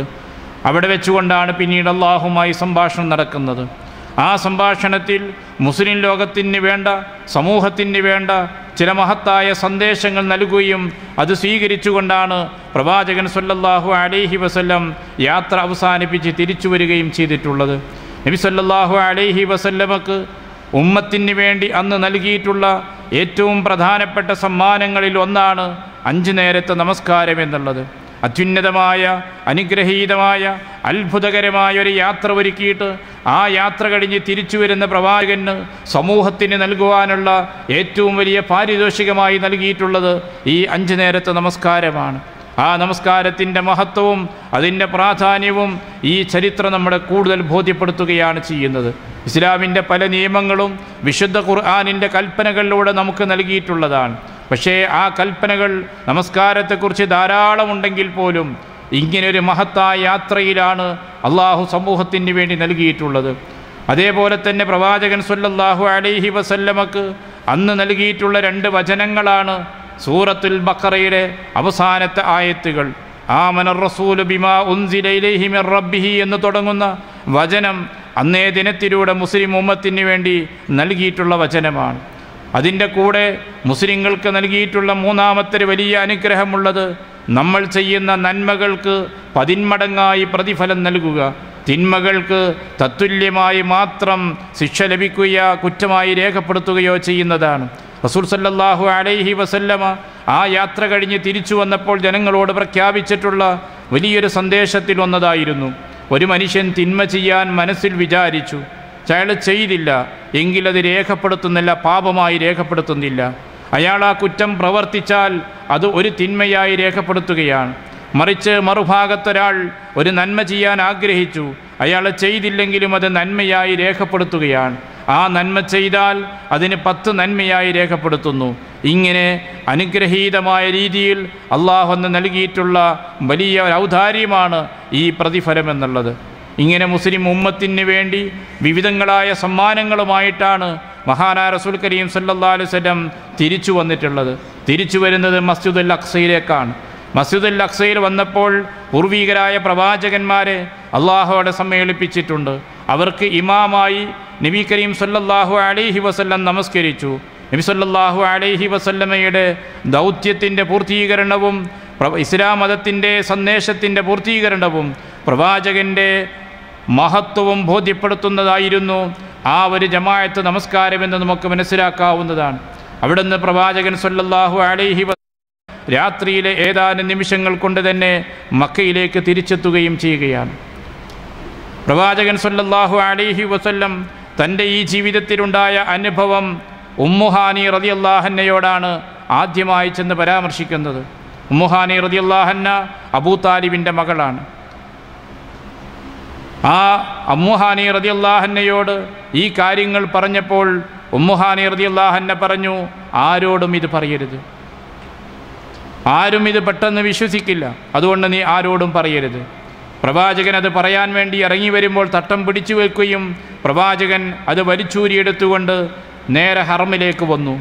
പതിവനുസരിച്ച് മക്കയിലെ നേതാക്കന്മാർ സഭയിൽ ഒരുമിച്ചിട്ടുണ്ട്. പ്രവാചകനെ കാണുമ്പോൾ പരിഹാസത്തോടെ അബൂജഹൽ ചോദിക്കുന്ന ഒരു കാര്യമാണ്, മുഹമ്മദേ പുതിയത് വല്ലതുമുണ്ടോ എന്ന്. പതിപോലെ ചോദിച്ചു. നബി സല്ലല്ലാഹു അലൈഹി വസല്ലം പറഞ്ഞു, പുതിയതുണ്ട്. എന്താണെന്ന് ചോദിച്ചു. ഇന്നലെ രാത്രി ഞാൻ ഈ മസ്ജിദുൽ ഹറാമിൻ്റെയും മസ്ജിദുൽ അഖ്സയുടെയും ഇടയിലായിരുന്നു. എന്നിട്ട് പ്രഭാതമാകുമ്പോഴേക്ക് നീ ഇവിടേക്ക് തിരിച്ചെത്തിയോ? അതേ, യാത്ര കഴിഞ്ഞ് തിരിച്ചെത്തിയെന്ന് പറഞ്ഞു. ഉടനെ അംർ ബിൻ ഹിശാം ചോദിച്ചു, ഈ പറഞ്ഞ കാര്യം നിൻ്റെ ആളുകളോട് നീ പറയുമോ എന്ന് ചോദിച്ചു. നബി സല്ലല്ലാഹു അലൈഹി വസല്ലം പറഞ്ഞു, പറയും. അപ്പോഴേക്കും അബൂബക്കർ റളിയല്ലാഹുവിന്റെ അടുക്കലേക്ക് ഒരാളെ പറഞ്ഞു വിട്ടു. കാരണം ഇതൊരവസരമാണെന്ന് അവർ മനസ്സിലാക്കി. മുസ്ലിങ്ങൾ അവർ ഇസ്ലാമിൽ നിന്ന് പിന്തിരിപ്പിക്കുവാൻ ഏറ്റവും ലഭ്യമായ സുവർണ അവസരമാണെന്നാണ് അവർ മനസ്സിലാക്കിയത്. എന്നാൽ തൻ്റെ ജീവിതത്തിലുണ്ടായ ഈ സംഭവം യാഥാർത്ഥ്യബോധത്തോടുകൂടെ പ്രവാചകൻ മനസ്സിലാക്കിയ കാര്യം പറയാതിരിക്കാൻ പ്രവാചകൻ്റെ മനസ്സ് സമ്മതിച്ചില്ല. സധൈര്യം അക്കാര്യം പറയുകയാണ്. അംർ ബിൻ ഹിശാമിൻ്റെ ദൂതൻ അബൂബക്കർ റളിയല്ലാഹുവിൻ്റെ വീട്ടിലേക്കെത്തി. അബൂബക്കർ റളിയല്ലാഹുവിനോട് പറഞ്ഞു, നിൻ്റെ ആള് ഇപ്പോൾ പുതിയൊരു വാർത്തയുമായിട്ട് രംഗത്ത് വന്നിരിക്കുന്നു. ഇന്നലെ മസ്ജിദുൽ അഖ്സയിൽ പോയി തിരിച്ചു വന്നിരിക്കുന്നു. 1 മാസക്കാലം നമ്മൾ യാത്ര ചെയ്യുന്ന പ്രദേശത്ത് പോയി 1 രാത്രി കൊണ്ട് തിരിച്ചെത്തിയെന്ന് പറയുന്നു. ഇനി നിനക്കെന്ത് പറയാനുണ്ട് എന്നാണ് അബൂബക്കർ റളിയല്ലാഹുവിനോട് ചോദിച്ചത്. അബൂബക്കർ റളിയല്ലാഹു പറഞ്ഞു, വല ഇൻ ഖാല, അള്ളാഹുവിൻ്റെ റസൂൽ അങ്ങനെ പറഞ്ഞിട്ടുണ്ടെങ്കിൽ ഞാനത് വിശ്വസിക്കുന്നു. കാരണം അതിനേക്കാൾ ഉപരിയുള്ള കാര്യം വിശ്വസിക്കുന്നവനാണ് ഞാൻ. ഖബറുസ്സമാ, ആകാശത്തിൽ നിന്നുള്ള വഹ്യ്, അള്ളാഹുവിൻ്റെ ദൈവീകമായ സന്ദേശം മുഹമ്മദ് നബി സല്ലല്ലാഹു അലൈഹി വസല്ലമക്ക് ലഭിക്കുന്നു, അത് വിശ്വസിക്കുന്നവനാണ് ഞാൻ. അതിനേക്കാളും വലുതല്ല പ്രവാചകൻ്റെ ജീവിതത്തിൽ ഇങ്ങനൊരു സംഭവം ഉണ്ടായിട്ടുണ്ടെങ്കിൽ, അതുകൊണ്ട് ഞാനത് വിശ്വസിക്കുന്നു എന്ന് അബൂബക്കർ റളിയല്ലാഹു ആ സമയത്ത് പറഞ്ഞു. അബൂബക്കർ റളിയല്ലാഹു നബി സല്ലല്ലാഹു അലൈഹി വസല്ലമയും സന്ധിച്ചു. പ്രവാചകനോട് കാര്യങ്ങളൊക്കെ ചോദിക്കുകയും മനസ്സിലാക്കുകയും ചെയ്തു. നബി സല്ലല്ലാഹു അലൈഹി വസല്ലം അബൂബക്കർ റളിയല്ലാഹുവിനോട് പറഞ്ഞു, താങ്കൾക്ക് അല്ലാഹു ഒരു പുതിയ നാമം നൽകിയിരിക്കുന്നു, അതാണ് സുദ്ദീഖ്, സത്യം സത്യപ്പെടുത്തുന്ന ആൾ എന്നുള്ള കാര്യം. അന്നു മുതലാണ് അബൂബക്കർ എന്നതിൻ്റെ പുറമെ സുദ്ദീഖ് എന്നുള്ളൊരു അപരനാമം അദ്ദേഹത്തിന് ലഭിക്കുകയും പ്രചരിക്കുകയും ചെയ്തിട്ടുള്ളത്. ഇത് കഴിഞ്ഞപ്പോൾ സ്വാഭാവികമായും മക്കയിലെ മുശ്രിക്കുകൾ പ്രവാചകനെ പരാജയപ്പെടുത്താൻ തന്നെ തീരുമാനിച്ചു. നബി സല്ലല്ലാഹു അലൈഹി വസല്ലമയോട് മസ്ജിദുൽ അഖ്സയെ സംബന്ധിച്ചുള്ള വിശദമായ ചോദ്യങ്ങൾ ഉന്നയിച്ചു. സ്വാഭാവികമായും ഒരു യാത്രക്കിടയിൽ അവിടെ കയറി നമസ്കരിച്ച് അവിടെ നിന്ന് വീണ്ടും യാത്ര തിരിച്ചൊരു വ്യക്തിയെ സംബന്ധിച്ചിടത്തോളം ഒരു കെട്ടിടത്തിൻ്റെയോ പള്ളിയുടെയോ കവാടങ്ങളെ സംബന്ധിച്ചോ അതിൻ്റെ മിരാരങ്ങളെ സംബന്ധിച്ചോ മറ്റോ ചോദിച്ചാൽ പറയാൻ സാധിക്കില്ല. എന്തിനേറെ വർഷങ്ങളായി നമ്മൾ താമസിക്കുന്ന നമ്മുടെ വീടിൻ്റെ എത്ര ജനലുണ്ട്, എത്ര വാതിലുണ്ടെന്ന് പറഞ്ഞാൽ പലപ്പോഴും നമുക്ക് പോലും പറയാൻ കഴിയണമെന്നില്ല. അത്തരത്തിലുള്ള ചോദ്യങ്ങളാണ് അവർ ചോദിക്കുന്നത്. അവർക്ക് ചോദിക്കാൻ കഴിയും, കാരണം അവരിൽ പലരും 6 മാസക്കാലം ആ പരിസരത്ത് കച്ചവടം ചെയ്യുന്ന ആളുകളാണ്. അതുകൊണ്ട് തന്നെ കച്ചവട സംഘമായി പോവുകയും 6 മാസക്കാലം അവിടെ താമസിച്ച് കച്ചവടം ചെയ്ത് തിരിച്ചു വരികയും ചെയ്ത ആളുകളായതുകൊണ്ട്, വർഷങ്ങളുടെ പരിചയമുള്ളതുകൊണ്ട് മസ്ജിദുൽ അഖ്സയെ സംബന്ധിച്ച് കൃത്യമായ ധാരണ അവർക്കുണ്ട്. അതുകൊണ്ട് തന്നെ അവർ ചോദിക്കുകയാണ്. ഇത്തരം ചോദ്യങ്ങൾ അവരിൽ നിന്ന് വന്നപ്പോൾ പ്രവാചകൻ സല്ലല്ലാഹു അലൈഹി വസല്ലം പടച്ചവനിലേക്ക് അഭയം തേടി. മറ്റൊരു മാർഗവും പ്രവാചകൻ്റെ മുമ്പിലില്ല. പ്രവാചകൻ സല്ലല്ലാഹു അലൈഹി വസല്ലക്ക് മുമ്പിൽ ആ മസ്ജിദുൽ അഖ്സയുടെ രൂപം അല്ലാഹു കാണിച്ചു കൊടുത്തു. അതിലേക്ക് നോക്കുകയും അവർ ചോദിക്കുന്ന കാര്യങ്ങൾ പ്രവാചകൻ കൃത്യമായി പറയുകയും ചെയ്തു. ചോദ്യത്തിൻ്റെ ഉത്തരമെല്ലാം കൃത്യമാണ്, ഇനിയൊന്നും തിരിച്ചു പറയാനില്ല. താങ്കൾ പറഞ്ഞത് ശരിയാണ്, ഉത്തരം ഞങ്ങൾ അംഗീകരിക്കുന്നു എന്ന് മക്കയിലെ ഈ ചോദ്യകർത്താക്കളായ ആളുകൾ വ്യക്തമായി പറഞ്ഞുകൊണ്ടിരുന്നു. എല്ലാ ചോദ്യങ്ങളും കൃത്യമായ ഉത്തരം ലഭിച്ചു കഴിഞ്ഞപ്പോൾ ഇനി എന്താണ് മാർഗമെന്നാണ് അബൂജഹലും അംർ ബിൻ ഹിശാമും ഒക്കെ ആലോചിച്ചത്. എന്തുണ്ട് വഴി? എന്തു പറയും ആളുകളോട്, ജനങ്ങളോട്, പ്രജകളോട് എന്താണ് പറയുക? അടുത്തൊരു ചോദ്യം ഉന്നയിച്ചു. ഞങ്ങളുടെ കച്ചവട സംഘം അവിടെ നിന്ന് തിരിച്ചു വരുന്നുണ്ടല്ലോ, അവരെവിടെ എത്തിയിട്ടുണ്ട് എന്ന്. നബി സല്ലല്ലാഹു അലൈഹി വസല്ലം പറഞ്ഞു, ഒരു സംഘം റൗഹായിലെത്തിയിട്ടുണ്ട്, അവിടെയാണുള്ളത്. മറ്റൊരു സംഘം മക്കയുടെ സമീപത്തേക്ക് എത്തിയിട്ടുണ്ട്. ആ സംഘത്തിൻ്റെ മുന്നിലുള്ള സംഘം ഇന്ന രൂപത്തിലുള്ള ഒട്ടകമാണ് ഉപയോഗിച്ചിട്ടുള്ളത്, അവരാണ് വരുന്നത്. ഇൻഷാ അല്ലാഹ് അടുത്ത ദിനം തന്നീമിലേക്ക് അവർ വന്ന് കയറും. തന്നീമിലേക്കുള്ള റൂട്ടിലാണ് അവർ വന്നുകൊണ്ടിരിക്കുന്നത്. അല്പം ആശ്വാസമായി സമൂഹ നേതാക്കന്മാർക്ക്. ആ സമയമാകുന്നവരെ കാത്തിരുന്നിട്ട് അപ്പോഴേക്കും തീരുമാനങ്ങൾ സമൂഹത്തിൻ്റെ മുമ്പിൽ പറയാനുള്ള പുതിയ ഐഡിയകൾ എന്തെങ്കിലും കണ്ടെത്താൻ കഴിയുമല്ലോ, നമുക്ക് കാത്തിരുന്ന് കാണാമെന്ന് പറഞ്ഞു. നിശ്ചയിച്ച ദിനം പറഞ്ഞ പോലെ തന്നെ അവർ കാത്തിരുന്നു. തന്നീമിൻ്റെ ഭാഗത്തുകൂടെ മലമടക്കുകളിലൂടെ അവർ കയറി വന്നു. താഴ്വരകളിലൂടെ കയറി വരുന്നത് കണ്ടപ്പോൾ എന്താണ് പറയേണ്ടത്? ഉച്ചത്തിൽ അംർ ബിൻ ഹിശാം പറഞ്ഞു, മുഹമ്മദിനെപ്പോലെ സാഹിറായ മറ്റൊരു വ്യക്തിയില്ല. ഏറ്റവും അധികം സിഹർ അറിയുന്ന, സിഹറിൻ്റെ വലിയ പണ്ഡിതനാണ് മുഹമ്മദ് എന്ന് ജനങ്ങളോട് പ്രഖ്യാപിച്ചു. എന്തുമാത്രം അത്ഭുതകരമായ കഴിവാണ് മുഹമ്മദ് സിഹറിലൂടെ നേടിയത് എന്ന് അണികളെ ബോധ്യപ്പെടുത്താനുള്ള ശ്രമം നടത്തുകയുണ്ടായി. നമ്മൾ ആലോചിക്കണം, ഇത് റസൂൽ സല്ലല്ലാഹു അലൈഹി വസല്ലമയുടെ ജീവിതത്തിലെ ഒരു സംഭവം. വിശ്വാസികളായ ആളുകൾ അതിന് സ്വീകരിച്ച സമീപനം, ഇസ്ലാമിൻ്റെ ശത്രുക്കൾ അതിനോട് സ്വീകരിച്ച സമീപനം, അഹന്തയും അഹങ്കാരവും കുഫറും ശിർക്കും നിറഞ്ഞ നേതൃത്വം, ആ അണികൾക്ക് മുമ്പിൽ സ്വീകരിച്ചിട്ടുള്ള പുതിയ പകിട്ടുകളും തന്ത്രങ്ങളും എല്ലാം നമുക്ക് ബോധ്യപ്പെടുത്തുന്ന ചരിത്രപരമായൊരു സംഭവമാണിത്. നബി കരീം സല്ലല്ലാഹു അലൈഹി വസല്ലമയെ സംബന്ധിച്ചിടത്തോളം ജീവിതത്തിൽ ഒരുപാട് നഷ്ടങ്ങൾ ഇതിലുണ്ട്. തൻ്റെ എല്ലാ തണലുകളും നഷ്ടപ്പെട്ട് തീർത്തും ഒറ്റപ്പെട്ട് മക്കയിലും ത്വായിഫിലും ആർക്കും വേണ്ടാത്തവനെന്ന പോലെ എല്ലാവരാലും വേട്ടയാടപ്പെടുന്നൊരു സാഹചര്യത്തിലാണ് പ്രവാചകനുള്ളത്. അള്ളാഹു തന്നെ ഏൽപ്പിച്ചിട്ടുള്ള ദൗത്യ നിർവഹണത്തിൽ നിന്ന് പിന്മാറാൻ പ്രവാചകന് സാധ്യവുമല്ല. അത്തരം ഒരു പ്രത്യേക പരീക്ഷണത്തിൻ്റെ ദുർഘടമായ ഘട്ടത്തിലെത്തി നിൽക്കുന്ന പ്രവാചകന് ഈ ഒരു യാത്ര ഒരുക്കിക്കൊണ്ട് അള്ളാഹു ലഭിക്കാനിരിക്കുന്ന മഹത്തായ സന്ദേശങ്ങളും ആ സന്ദേശങ്ങൾ പ്രബോധനം ചെയ്യുന്നതിന് വേണ്ടി മനസ്സിന് ശക്തിയും കരുത്തും പകരുന്ന ഒരു യാത്രയാണിതൊരുക്കിയിട്ടുള്ളത്. പ്രവാചകൻ്റെ മനസ്സൊരിക്കലും ചാഞ്ചല്യപ്പെടേണ്ടതില്ല, വിഷമിക്കേണ്ടതില്ല. അങ്ങക്ക് ലഭിക്കാൻ പോകുന്ന സ്വർഗം ഇതാണ്, അങ്ങയുടെ പൂർവീകരായ പ്രവാചകന്മാർ ഇവരൊക്കെയാണ്. ഇതെല്ലാം പ്രവാചകൻ്റെ ആ യാത്രയിൽ അള്ളാഹു കാണിച്ചു കൊടുത്തു. അതിലൂടെ പ്രവാചകൻ്റെ മനസ്സിന് തസ്ബീത്ത് ലഭിക്കുകയാണ്, സ്ഥൈര്യം ലഭിക്കുകയാണ്. കൂടുതൽ ഊർജ്ജസ്വലതയോടുകൂടെ ഈ സത്യത്തിലേക്ക് ആളുകളെ ക്ഷണിക്കുവാനുള്ള പ്രചോദനമാണ് ലഭിക്കുന്നത്. അത്തരത്തിൽ പ്രവാചകൻ്റെ ജീവിതത്തെ ശക്തിപ്പെടുത്തുന്നൊരു യാത്രയായി അത് മാറി. മാത്രമല്ല അള്ളാഹു ഇത്തരം ഒരു യാത്ര ഒരുക്കിയതിലൂടെ പ്രവാചകനുള്ള അംഗീകാരവും മഹത്വവും പ്രവാചകൻ്റെ ജീവിതത്തിൽ കാണിച്ചു കൊടുക്കുകയും ചെയ്തു. ഇത് നബി സല്ലല്ലാഹു അലൈഹി വസല്ലമക്ക് ലഭിച്ചിട്ടുള്ള ഏറ്റവും വലിയൊരു അനുഗ്രഹമാണ്.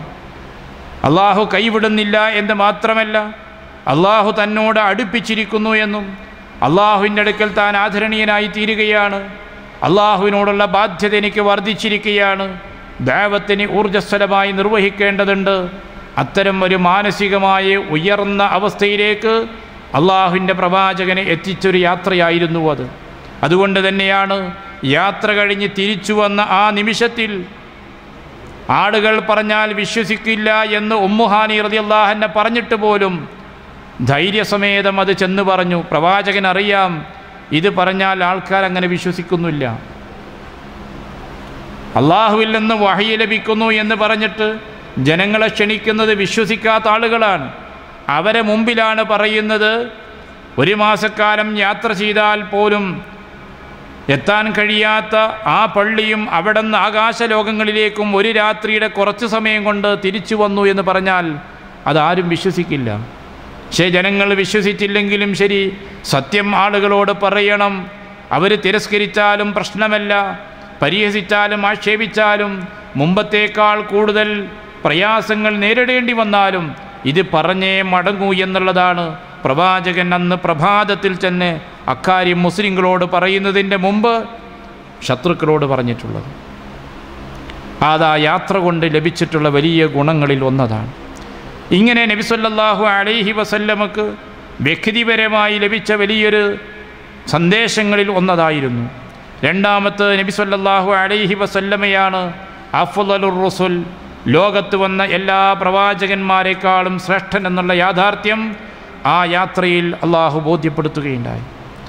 ലോകത്ത് വന്ന എല്ലാ പ്രവാചകന്മാരുടെയും ശൃംഖലയും സന്ദേശവും ദഅവത്തും ഒന്നാണ്, എല്ലാവരുടെയും ആദർശം ഒന്നാണ്. ആ ആദർശത്തിൽ പ്രവാചകന്മാരെല്ലാം ഒരുമിച്ചിരിക്കുന്നൊരു സന്ദർഭമായിരുന്നു ബൈത്തുൽ മഖ്ദസിലെ മസ്ജിദുൽ അഖ്സയിലെ നമസ്കാരം.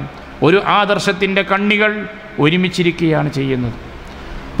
പ്രമുഖരായ പ്രവാചകന്മാരെല്ലാം കാണിച്ചു കൊടുത്തുകൊണ്ട് അവരെയെല്ലാം ജീവിതത്തിലെ ചരിത്രത്തിലെ യാഥാർത്ഥ്യങ്ങൾ പ്രവാചകന് കൺകുളിർക്കെ കാണാനുള്ള അവസരം ഒരുക്കുകയും ആ യാത്രയിൽ ചെയ്തിട്ടുണ്ട്. പ്രമുഖമായ 2 പ്രവാചകന്മാരെ ചരിത്ര സ്മരണകൾ ഉൾക്കൊള്ളുന്ന പള്ളികളെ പരസ്പരം ബന്ധിപ്പിച്ചൊരു യാത്രയായിരുന്നു അത്. ഇബ്രാഹിം നബി അലൈഹിസ്സലാമിൻ്റെയും ഇസ്മായിൽ നബി അലൈഹിസ്സലാമിൻ്റെയും സന്ദേശങ്ങളാണ് മസ്ജിദുൽ ഹറാമിൽ ഉറങ്ങിക്കിടക്കുന്നതെങ്കിൽ ഇസ്രയേൽ സമൂഹത്തിലേക്ക് നിയോഗിക്കപ്പെട്ട യാക്കോബ് നബി അലൈഹിസ്സലാമിൻ്റെയും ഇസ്ഹാഖ് നബി അലൈഹിസ്സലാമിൻ്റെയും പാരമ്പര്യങ്ങളാണ് മസ്ജിദുൽ അഖ്സയിൽ ഉറങ്ങുന്നത്. ഈ 2 ചരിത്ര സ്മരണകളെയും ഒരുമിപ്പിച്ചൊരു യാത്രയായി മാറിയത്. ആ പ്രവാചകന്മാരെ പരസ്പരം കാണുവാനുള്ള അവസരവും അല്ലാഹു ഒരുക്കുകയുണ്ടായി. ഇങ്ങനെ വിശ്വാസപരമായ ഏകീകരണം, പ്രവാചകന്മാരുമായുള്ള ബന്ധം, മാനസികമായ ശക്തിയും കരുത്തും, അള്ളാഹുവിനോടുള്ള മഅയ്യത്തുല്ലാ, അള്ളാഹുവിനോടുള്ള ബന്ധം.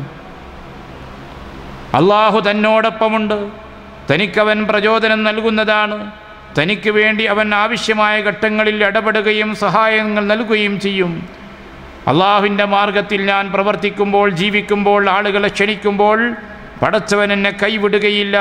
അവൻ്റെ നോട്ടം എന്നോടൊപ്പമുണ്ട്, അവൻ എൻ്റെ ശബ്ദം കേൾക്കുന്നുണ്ട് എന്ന് കൃത്യമായ ഒരു ബോധം പ്രവാചകൻ്റെ മനസ്സിൽ വീണ്ടും ശക്തിപ്പെടുത്തുകയാണ് ഈ യാത്ര ചെയ്തിട്ടുള്ളത്. അതുകൊണ്ട് തന്നെ ആ യാത്രയിൽ തിരിച്ചെത്തിയ ശേഷം പ്രയാസപ്പെടുന്ന ചോദ്യങ്ങൾ ശത്രുക്കൾ ഉന്നയിച്ചപ്പോൾ പടച്ചവൻ പ്രവാചകനോടൊപ്പമുണ്ടായി. എല്ലാ കാര്യങ്ങളും കൃത്യമായും മറുപടി പറയാൻ മതിയായ രൂപം പ്രവാചകൻ അല്ലാഹു സാധിപ്പിച്ചു കൊടുത്തു. ഇതെല്ലാം ഈ യാത്രയിലൂടെ ലഭിച്ച പ്രവാചകന് ലഭിച്ചിട്ടുള്ള അനുഗ്രഹങ്ങളാണ്. വിശ്വാസികളായ നമ്മെ സംബന്ധിച്ചിടത്തോളം ആ യാത്ര നൽകുന്നതിൽ ഒന്നാമത്തെ സന്ദേശം നമ്മുടെ മനസ്സിലെ വിശ്വാസത്തെ കുറ്റമറ്റതാക്കുക എന്നതാണ്. അള്ളാഹുവിലും പ്രവാചകനിലും നമ്മൾ വിശ്വസിക്കുമ്പോൾ ആ വിശ്വാസത്തിൽ ഏറ്റവും പ്രധാനപ്പെട്ടത് ഖുർആനിലൂടെ പ്രവാചകൻ്റെ വചനങ്ങളിലൂടെ നമുക്ക് എന്താണോ ബോധ്യപ്പെട്ടത് അത് നമുക്ക് അംഗീകരിക്കാൻ കഴിയണം. ഒരുപക്ഷേ സാധാരണഗതിയിൽ നാം മനസ്സിലാക്കുന്ന കാര്യകാരണ ബന്ധങ്ങളുണ്ട്, ഭൗതികമായ വ്യവസ്ഥകളുണ്ട്, നമുക്ക് പരിചിതമായ മേഖലകളുണ്ട്.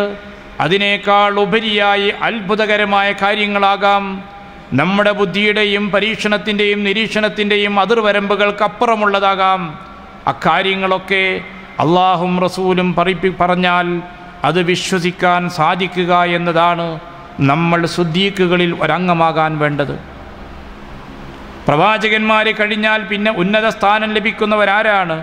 മഅല്ലദീന അന്നംത അലൈഹിം മിനൻ നബിയ്യീന വസ്സുദ്ദീഖീന വശുഹദാ. നബിമാരോട് ചേർത്ത് പറഞ്ഞ സുദ്ദീഖുകളാണ്. ആ സുദ്ദീഖുകളുടെ ഒരു അംഗമായി നമ്മൾ അള്ളാഹു സ്വീകരിക്കണമെങ്കിൽ സുദ്ദീഖ് റളിയല്ലാഹു അൻഹു കാണിച്ചിട്ടുള്ള, അദ്ദേഹം സ്വീകരിച്ചിട്ടുള്ള ആ വിശ്വാസത്തിൻ്റെ ഉന്നതി നമുക്കുണ്ടാകണം. അള്ളാഹുവിൻ്റെ റസൂലാണോ പറഞ്ഞത്? പ്രവാചകനാണോ പറഞ്ഞിട്ടുള്ളത്? വിശുദ്ധ ഖുർആനാണോ പറഞ്ഞത്? അത് അംഗീകരിക്കാൻ നമുക്ക് കഴിയണം. അവിടെ നമ്മുടെ നിരീക്ഷണത്തിൻ്റെ പ്രസക്തിയില്ല, നമ്മുടെ ബുദ്ധിപരമായ വ്യായാമങ്ങൾക്ക് പ്രസക്തിയില്ല. ഒരുപക്ഷേ നമുക്ക് പരിചയമില്ലാത്തൊരു മേഖലയായിരിക്കാം ഈ പരാമർശിച്ചത്. എങ്കിൽ പോലും പ്രവാചകനിലുള്ള വിശ്വാസം ആ കാര്യത്തെ വിശ്വസിക്കുവാൻ നമുക്ക് കരുത്ത് നൽകണം. അതാണ് യഥാർത്ഥത്തിൽ ഈമാൻ എന്ന് പറയുന്നത്. ആ വിശ്വാസമാണ് അബൂബക്കർ അല്ലാഹുവിനെ പ്രകടിപ്പിച്ചത്. അല്ലാഹുവിൻ്റെ റസൂൽ അങ്ങനെ പറഞ്ഞിട്ടുണ്ടോ എങ്കിൽ ഞാനത് വിശ്വസിക്കുന്നു എന്നാണ് അദ്ദേഹം പറഞ്ഞത്. പ്രവാചകനെക്കാര്യം പ്രവാചകനെ കണ്ട് ചോദിക്കുകയും മനസ്സിലാക്കുകയും ചെയ്തു. ആ യാത്രയുടെ കാര്യങ്ങൾ പ്രവാചകൻ വിശദീകരിച്ചു കൊടുത്തു. ഒരു സന്ദേഹവുമില്ലാതെ അദ്ദേഹം അത് വിശ്വസിച്ചു. അതുകൊണ്ട് അദ്ദേഹത്തിന് സുദ്ദീഖ് എന്നുള്ള നാമം റഹ്മാനായ റബ്ബ് നൽകുകയുണ്ടായി. ഇതൊരു മനുഷ്യന് ലഭിക്കുന്ന അംഗീകാരമാണ്, അത്യുന്നതമായ പദവിയാണ്. ആ ഒരു വിശ്വാസം നമ്മുടെ മനസ്സുകൾക്ക് നേടിയെടുക്കാൻ സാധിക്കണമെന്ന സന്ദേശമാണത് നൽകുന്നത്. ആ യാത്രക്കിടയിൽ അതോടനുബന്ധമായി നടന്നിട്ടുള്ള മിഅ്റാജിൻ്റെ സംഭവങ്ങളിൽ, ഒരുപക്ഷെ ഈ സംഭവത്തിലാകാം മറ്റു സന്ദർഭങ്ങളിലാകാം, മിഅ്റാജിൻ്റെ യാത്രക്കിടയിൽ ഒട്ടേറെ സംഭവങ്ങൾ പ്രവാചകൻ സല്ലല്ലാഹു അലൈഹി വസല്ലമക്ക് ദർശനത്തമായി സാധിച്ചിട്ടുണ്ട്. പലിശ ഭുജിക്കുന്ന ആളുകൾക്കുള്ള ശിക്ഷ, അനാഥകളുടെ ഭക്ഷണം തിന്നുന്നവർക്കുള്ള ശിക്ഷ, നമസ്കാരം ഉപേക്ഷിക്കുന്ന ആളുകളെ ശിക്ഷിക്കപ്പെടുന്ന രംഗം, അങ്ങനെ ശിക്ഷയ്ക്ക് വിധേയമാകുന്ന കുറേ ആളുകളുടെ രംഗങ്ങൾ പ്രവാചകൻ സല്ലല്ലാഹു അലൈഹി വസല്ലം ദർശിക്കുകയും നമുക്കത് വിവരിച്ചു തരികയും ചെയ്തിട്ടുണ്ട്. വ്യഭിചാരികളെ ശിക്ഷിക്കുന്ന രംഗം പ്രവാചകൻ പറയുന്നുണ്ട്. അതേപോലെ തന്നെ കളവ് പറയുന്ന ആളുകൾക്ക് ലഭിക്കുന്ന ശിക്ഷയെക്കുറിച്ചുള്ള വിവരണം നൽകിയിട്ടുണ്ട്. വളരെ സുദീർഘമായ ഹദീസ് ആയതുകൊണ്ടാണ് ഞാനത് സൂചിപ്പിച്ച് മാത്രം പോകുന്നത്. അങ്ങനെ വിവിധ രീതിയിൽ ശിക്ഷ ലഭിച്ചുകൊണ്ടിരിക്കുന്ന ആളുകളും അവരനുഭവിക്കുന്ന വിഷമകരമായ ദുർഘടമായ ആ ശിക്ഷയുടെ രീതികളും അല്ലാഹുവിൻ്റെ റസൂൽ നമുക്ക് വിശദീകരിച്ച് തരുന്നുണ്ട്. യാത്രക്കടിയിൽ ഈ രംഗങ്ങൾ ഓരോന്നും പ്രവാചകൻ കാണുകയും യാത്ര അവസാനിച്ചപ്പോൾ ജിബ്രീൽ അലൈഹിസ്സലാം ഓരോ ശിക്ഷയും ലഭിക്കുന്ന ആളുകൾക്കുണ്ടായ അനുഭവങ്ങൾ എന്താണ്, എന്തിൻ്റെ പേരിലാണ് അവരങ്ങനെ ശിക്ഷിക്കപ്പെട്ടത് എന്ന് വിവരിച്ചു കൊടുക്കുകയും ചെയ്തിട്ടുണ്ട്. അങ്ങനെ പ്രവാചകൻ്റെ മിഅ്റാജിൻ്റെ ഒരു ഘട്ടത്തിൽ ഇത്തരം അനുഭവങ്ങൾ പ്രവാചകൻ ദർശിക്കുകയുണ്ടായിട്ടുണ്ട്. മറുഭാഗത്ത് ധാരാളം അനുഗ്രഹങ്ങൾ നേടിക്കൊണ്ട് വിത്തിടുകയും കൊയ്തുകൊണ്ടിരിക്കുകയും ചെയ്യുന്ന, വിളവെടുക്കുന്ന അത്തരത്തിൽ അനുഗ്രഹീതമായ പ്രതിഫലങ്ങൾ ലഭിച്ചുകൊണ്ടിരിക്കുന്ന ആളുകളെക്കുറിച്ച് പറഞ്ഞിട്ടുണ്ട്. നബി സല്ലല്ലാഹു അലൈഹി വസല്ലം ചോദിച്ചു, അവരാരാണ്? അൽ മുജാഹിദൂന ഫീ സബീലില്ലാഹ്, അള്ളാഹുവിൻ്റെ മാർഗത്തിൽ ജിഹാദ് ചെയ്യുന്ന ആളുകളാണ് അവരെന്ന് പറഞ്ഞു. അന്ന് ജിഹാദില്ല. മക്കാഘട്ടത്തിൽ ആയുധങ്ങൾ കൊണ്ടുള്ള ജിഹാദ് ഇസ്ലാം നിർദ്ദേശിക്കുന്നില്ല. മറിച്ച് വജാഹിദുഹും ബിഹി ജിഹാദൻ കബീറ, വിശുദ്ധ ഖുർആൻ കൊണ്ടുള്ള വലിയ ജിഹാദ് ചെയ്യാനാണ് മക്കാഘട്ടത്തിൽ ഇസ്ലാം സമൂഹത്തോട് പറഞ്ഞത്. ആ സമയത്തുള്ള മീറാജിലെ അനുഭവത്തിൽ കാണുന്നത് ജിഹാദ് ചെയ്യുന്ന ആളുകൾക്ക് ലഭിക്കുന്ന മഹത്തായ പ്രതിഫലങ്ങളുടെ രംഗമാണ്. മറ്റൊരു സംഘത്തെ പ്രവാചകൻ കണ്ടിരുന്നു. ആ സംഘം ഒരു ഭാഗം നല്ല തിളക്കവും ഭംഗിയുമുള്ളവരാണെങ്കിലും മറുഭാഗം അവർ വളരെ വിഷമാവസ്ഥയുള്ളവരായിരുന്നു. പിന്നീട് ആ ആളുകളെ ഒരു പ്രത്യേക നദിയിൽ കൊണ്ടുപോയി ആ നദിയിൽ നിന്ന് അവർ കുളിച്ചു വരുമ്പോൾ അവരുടെ ശരീരം മുഴുവനും സുന്ദരമായി തീരുകയാണ്. ജിബ്രീൽ അലൈഹിസ്സലാം വിശദീകരിച്ചു കൊടുത്തത് ആ ആളുകൾ ആരാണെന്നറിയുമോ? പാപങ്ങൾ ചെയ്ത വ്യക്തികളാണവർ. അവരുടെ പാപം അള്ളാഹു പുറത്തു കൊടുക്കുകയും അങ്ങനെ മാഉൽ ഹയാത്ത് എന്ന് പറയുന്ന ആ നദിയിൽ മുങ്ങിക്കുളിച്ച് സ്വർഗത്തിൻ്റെ അവകാശികളായി തീർന്ന് സ്വർഗത്തിലേക്ക് പോകുന്ന ആളുകളാണെന്ന് പ്രവാചകൻ സല്ലല്ലാഹു അലൈഹി വസല്ലം വിശദീകരിച്ചു കൊടുക്കുകയുണ്ടായി. പരദൂഷണവും ഏഷണിയൊക്കെ പറഞ്ഞു നടക്കുന്ന ആളുകൾക്ക് ലഭിക്കുന്ന പ്രയാസകരമായ ശിക്ഷയുടെ രംഗം വിശദീകരിക്കുന്നുണ്ട്. ഇങ്ങനെ വിവിധങ്ങളായ അനുഭവങ്ങൾ ആ യാത്രക്കടയിൽ നബി സല്ലല്ലാഹു അലൈഹി വസല്ലം ദർശിക്കുകയും അവ സമൂഹത്തിന് വേണ്ടി വിവരിച്ചു തരികയും ചെയ്തിട്ടുണ്ട്. സൂചിപ്പിക്കുന്നത് നബി സല്ലല്ലാഹു അലൈഹി വസല്ലമയുടെ ആ യാത്ര എക്കാലത്തേക്കുമുള്ള മുസ്ലിങ്ങൾക്ക് ഒരുപാട് തിന്മകളിൽ നിന്ന് മോചനത്തിനുള്ള താക്കീതുകൾ നൽകുന്നു. നന്മയിൽ ഉത്സാഹത്തോടുകൂടെ മുന്നേറ്റം നടത്തേണ്ട ആവശ്യകത നമുക്ക് അതിനു വേണ്ടിയുള്ള സന്ദേശങ്ങളും നൽകുന്നു. അത്തരത്തിൽ മഹത്തായ നേട്ടങ്ങളെക്കുറിച്ച് നമുക്ക് പരിചയപ്പെടുത്തുന്ന ഒരു യാത്ര കൂടിയായിരുന്നു എന്നതാണ്. ഈ യാത്ര റസൂൽ കരീം സല്ലല്ലാഹു അലൈഹി വസല്ലം പൂർത്തിയാക്കി വന്നതിൻ്റെ ശേഷം സ്വഹാബത്തിൻ്റെ ഇടയിൽ ഒരു ചർച്ചയുണ്ടായിരുന്നു. പ്രവാചകൻ്റെ കാലശേഷമായിരിക്കാം ആ ചർച്ച നടന്നിട്ടുള്ളത്. യാത്രക്കടയിൽ അള്ളാഹുവിനെ പ്രവാചകൻ കണ്ടിരുന്നോ ഇല്ലയോ എന്നൊരു ചർച്ച. ചില ആളുകൾ കണ്ടു എന്ന് അഭിപ്രായപ്പെടുന്നു, ചില ആളുകൾ അള്ളാഹുവിനെ കണ്ടിട്ടില്ല, സംസാരിച്ചിട്ടേ ഉള്ളൂ എന്നും അഭിപ്രായപ്പെടുന്നു. ഈ വിഷയം പ്രവാചകൻ്റെ ഭാര്യ ആയിഷ റളിയല്ലാഹു അൻഹയോട് ചോദിക്കുന്നുണ്ട്. ആയിഷ റളിയല്ലാഹു അൻഹ പ്രതികരിച്ചത് അള്ളാഹുവിൻ റസൂൽ കണ്ടിട്ടില്ല. ആരെങ്കിലും പ്രവാചകൻ അള്ളാഹുവിനെ കണ്ടു എന്ന് പ്രവാചകനെ സംബന്ധിച്ച് പറയുന്നുവെങ്കിൽ ആ ആൾ അള്ളാഹു റസൂലിനെ സംബന്ധിച്ച് വ്യാജമാണ് പറയുന്നത്. എങ്ങനെയാണ് അള്ളാഹുവിനെ കാണുക എന്ന രീതിയിലാണ് ആയിഷ റളിയല്ലാഹു അൻഹ അതിന് പ്രതികരിച്ചിട്ടുള്ളത്. അപ്പം അതുകൊണ്ട് തന്നെ സ്വീകാര്യമായ പ്രബലമായ തെളിവിൻ്റെ അടിസ്ഥാനത്തിൽ പ്രവാചകൻ സല്ലല്ലാഹു അലൈഹി വസല്ലം ആ യാത്രയിൽ അള്ളാഹുവിനോട് സംസാരിച്ചിട്ടുണ്ട്. അള്ളാഹുവിനെ കണ്ടിട്ടില്ല എന്നതാണ് തെളിവുകൾ ബോധ്യപ്പെടുത്തുന്ന കാര്യം. ഈ യാത്ര സംഭവിച്ചിട്ടുള്ളത് എന്നായിരുന്നു? സാധാരണഗതിയിൽ ജനങ്ങൾക്കിടയിൽ പ്രചരിച്ചിട്ടുള്ളത് റജബ് മാസത്തിലാണെന്നാണ്. നമ്മുടെ നാട്ടുകാർക്കിടയിൽ പ്രചരിച്ചത് റജബ് മാസം 27 വേറെ ചില രാജ്യങ്ങളിലുള്ളത് റജബ് ആദ്യത്തെ വെള്ളിയാഴ്ചയായിരുന്നു എന്നാണ്. പണ്ഡിതന്മാർ ഒരുപാട് അഭിപ്രായങ്ങൾ രേഖപ്പെടുത്തിയിട്ടുണ്ട്. ചില അഭിപ്രായങ്ങളുള്ളത് റബീഉൽ ആഖിറിലാണെന്നാണ്, ചില അഭിപ്രായം റമദാനിലാണെന്നാണ്, ചില അഭിപ്രായം റബീഉൽ അവ്വലിലാണെന്നാണ്. ചിലർ പറയുന്നു റബീഉൽ അവ്വൽ 12 തിങ്കളാഴ്ചയായിരുന്നു. ഇങ്ങനെയെല്ലാം അഭിപ്രായങ്ങളുണ്ട്. എന്തേ ഇത്ര അധികം അഭിപ്രായങ്ങൾ പണ്ഡിതന്മാർ പറയാൻ കാരണം? ഇതിലെല്ലാം ഈ അഭിപ്രായങ്ങൾ രേഖപ്പെടുത്തിയവരെല്ലാം പ്രമുഖ പണ്ഡിതന്മാരാണ്. ഇസ്ബ് ബിൻ അബ്ദുസ്സലാമിനെ പോലെയുള്ള ആളുകളുണ്ട്, ഇമാം നബവിയെ പോലെയുള്ള ആളുകളുണ്ട്. അങ്ങനെ ഷാഫി മദ്ഹബിൽ തന്നെ അറിയപ്പെടുന്ന പണ്ഡിതന്മാർ വ്യത്യസ്ത അഭിപ്രായങ്ങൾ പറഞ്ഞിട്ടുണ്ട്. എന്തുകൊണ്ട് അങ്ങനെ സംഭവിച്ചു? മിഅ്റാജ് ദിനം ആചരിക്കാത്തതുകൊണ്ട്, ഇസ്രാ ദിനം ആചരിക്കാത്തതുകൊണ്ട്. നബി സല്ലല്ലാഹു അലൈഹി വസല്ലമക്ക് ആ യാത്ര കഴിഞ്ഞ് തിരിച്ചു വന്ന വർഷങ്ങൾ മുതൽ ഓരോ വർഷവും ഒരു മിഅ്റാജ് ദിനം, ഒരു ഇസ്രാ ദിനം ആചരിച്ചിരുന്നുവെങ്കിൽ ഇത്തരം രണ്ടഭിപ്രായം പണ്ഡിത ലോകത്തുണ്ടാവില്ല. ഫതുഹുൽ ബാരി പോലെയുള്ള ഗ്രന്ഥങ്ങളിൽ ഇത്രമാത്രം അഭിപ്രായങ്ങൾ പണ്ഡിതന്മാരത് ഉദ്ധരിക്കുമായിരുന്നില്ല. ഹാഫിദ് ഇബ്നു റജബിനെ പോലെയുള്ള മഹാപണ്ഡിതന്മാർ ഈ അഭിപ്രായങ്ങളെല്ലാം കൂടി സമാഹരിക്കുമായിരുന്നില്ല. ഇത്രയും അഭിപ്രായങ്ങൾ വന്നതിൻ്റെ കാരണം അങ്ങനൊരു ദിനാചരണം പ്രവാചകൻ സല്ലല്ലാഹു അലൈഹി വസല്ലമയുടെ കാലത്തുണ്ടായില്ല, സഹാബികളുടെ കാലത്തുണ്ടായില്ല. 4 ഖലീഫമാരെ ഭരണം നടത്തിയപ്പോൾ അവരുടെ ഭരണത്തിൻ്റെ ഭാഗമായി മുസ്ലിം രാജ്യങ്ങളിൽ അങ്ങനൊരു ദിനാചരണം അവർ നടപ്പിലാക്കിയില്ല. അതുകൊണ്ട് തന്നെ മിഅ്റാജ് ദിനം ആചരിക്കുക എന്നൊരു സമ്പ്രദായം ഇസ്ലാമിക ലോകത്തിന് ആദ്യകാലങ്ങളിൽ ഒന്നും പരിചയമില്ല. കാലങ്ങൾക്ക് ശേഷം അങ്ങനെ ചിലയിടങ്ങളിൽ തുടങ്ങി. ആ തുടങ്ങിയ ആളുകൾ റജബ് മാസത്തിൻ്റെ മഹത്വം സങ്കല്പിച്ചിട്ടുണ്ട്. റജബ് മാസത്തിൻ്റെ മഹത്വം ഖുർആൻ നമ്മളെ പരിചയപ്പെടുത്തിയിട്ടുണ്ട്. 4 മാസം പവിത്രമാണെന്ന് ഖുർആൻ പ്രഖ്യാപിച്ചു. മിൻഹാ അർബഅത്തുൻ ഹുറും, 4 മാസം പവിത്രമാണ്. ഏതൊക്കെയാണ് ഈ പവിത്രതയുള്ള യുദ്ധം നിഷിദ്ധമായ 4 മാസങ്ങൾ? നബി കരീം സല്ലല്ലാഹു അലൈഹി വസല്ലം വിശദീകരിച്ച് പറഞ്ഞു, ദുൽഖഅദ, ദുൽഹിജ്ജ, മുഹറം 3 മാസം തുടർച്ചയായി വരുന്ന ഹജ്ജിൻ്റെ മാസങ്ങൾ. വറജബ് മുളറ ബൈന ജുമാദ വ ശഅബാൻ, ഷഅബാൻ്റെയും ജുമാദിൻ്റെയും ഇടക്ക് വരുന്ന മുളർ ഗോത്രക്കാർ റജബ് എന്ന് പറയുന്ന മാസം. ആ മാസത്തിലാണ് നമ്മളിപ്പോഴുള്ളത്. ഈ മാസം പവിത്ര മാസമാണ്, യുദ്ധം നിഷിദ്ധമായ മാസമാണ്.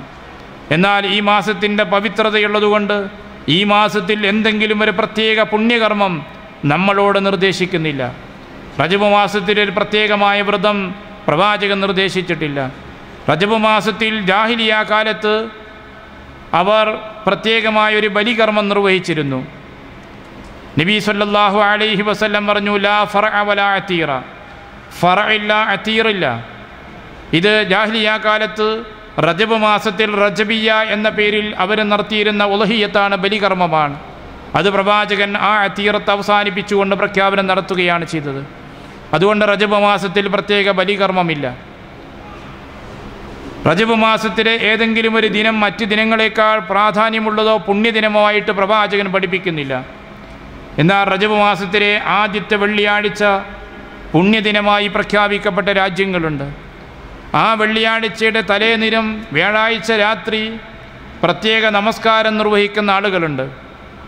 സ്വലാത്തുർ റഗായിബ് എന്ന പേരിലുള്ള നമസ്കാരം, മഗ്രിബിൻ്റെയും ഇശായുടെയും ഇടയിൽ 12 റക്അത്ത് പ്രത്യേക രൂപത്തിൽ നമസ്കരിക്കുന്നു. അതൊരു പ്രത്യേക നമസ്കാരമാണ്.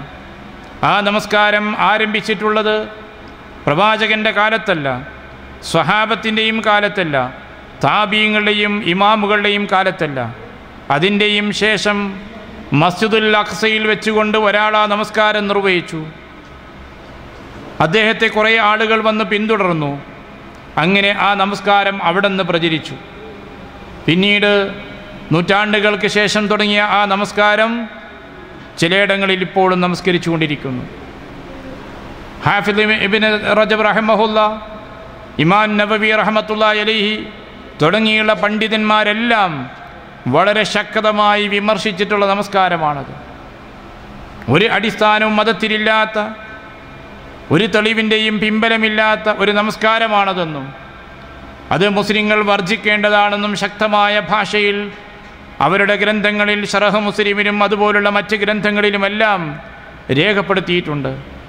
അബൂ ഷാമ റഹിമഹുല്ലാ അദ്ദേഹത്തിൻ്റെ അൽ ബായിസ് പോലെയുള്ള ഗ്രന്ഥങ്ങളെക്കാരും വിശദീകരിച്ചിട്ടുണ്ട്. സൂചിപ്പിക്കുന്നത് ഇന്ന് മുസ്ലിം ലോകത്ത് ഈ മാസത്തിൽ ഇത്തരത്തിലുള്ള പല ആചാരങ്ങളുണ്ട്.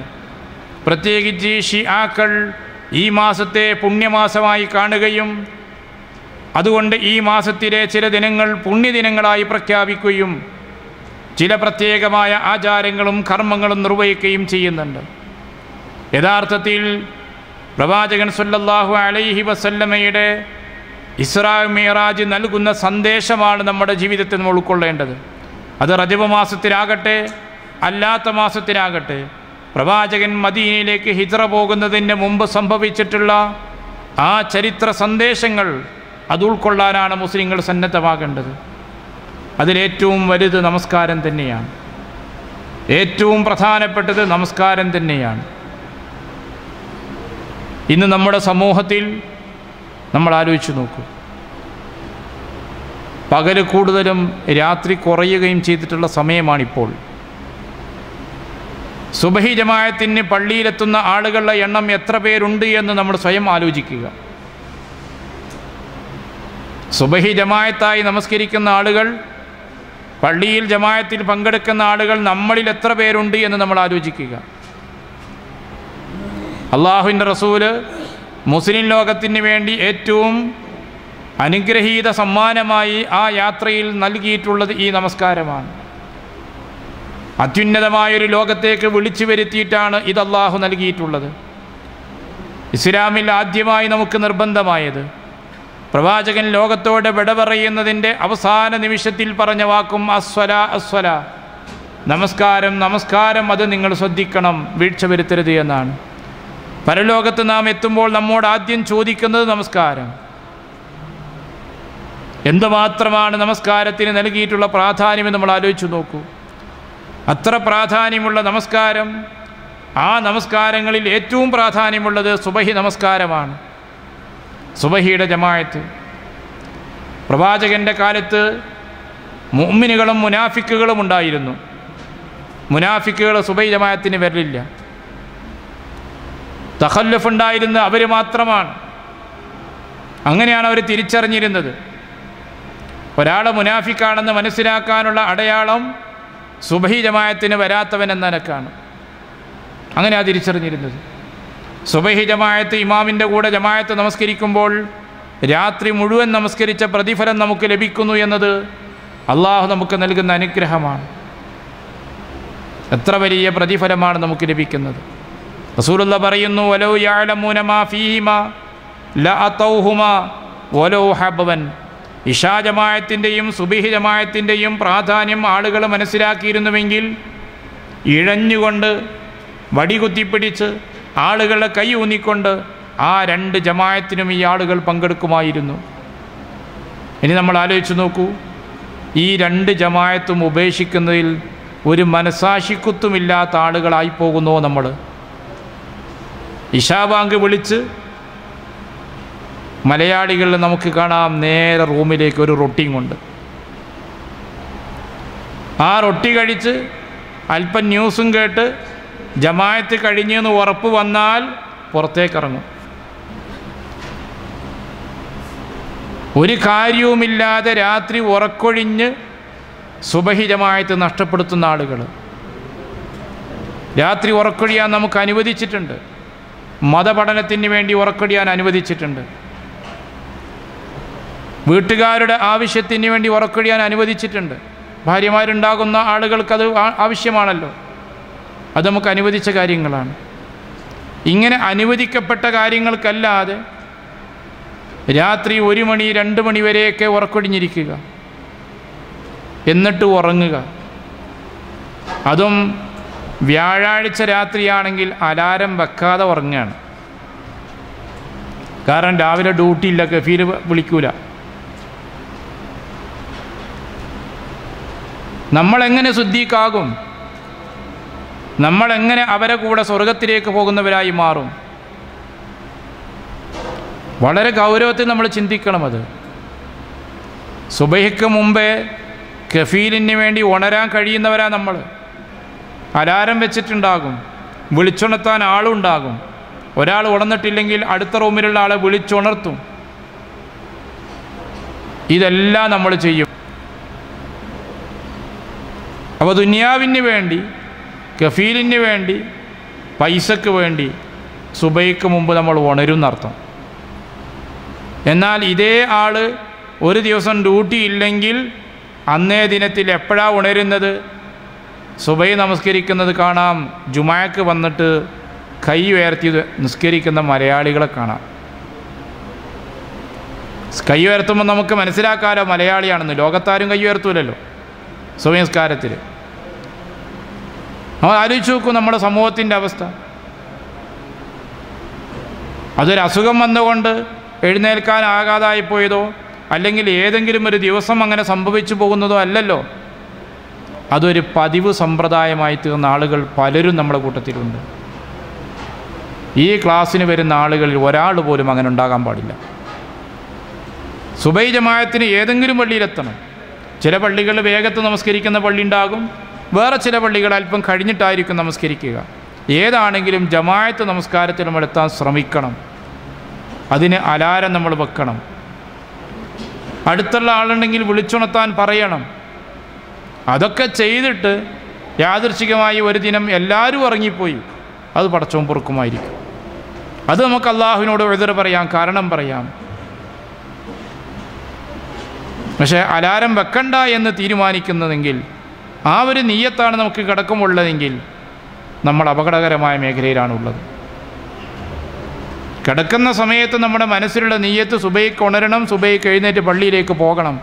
ആ ഒരു നിയ്യത്തോടെ തന്നെ കിടക്കണം. എങ്കിൽ മാത്രമേ നമ്മൾ ആയത്തുൽ കുർസി ഓതിക്കടന്നുകൊണ്ടോ ആമന റസൂലു എന്ന ആ ഖുർആനിൻ്റെ 2 വചനം, പ്രവാചകൻ്റെ ആ യാത്രയിലൂടെ നമുക്ക് ലഭിച്ച 2 വചനം, അത് പാരായണം ചെയ്ത് കടന്നതുകൊണ്ടോ ഉപകാരമുള്ളൂ. അങ്ങനൊരു സമീപനം നമ്മുടെ ഭാഗത്തുണ്ടാകണം.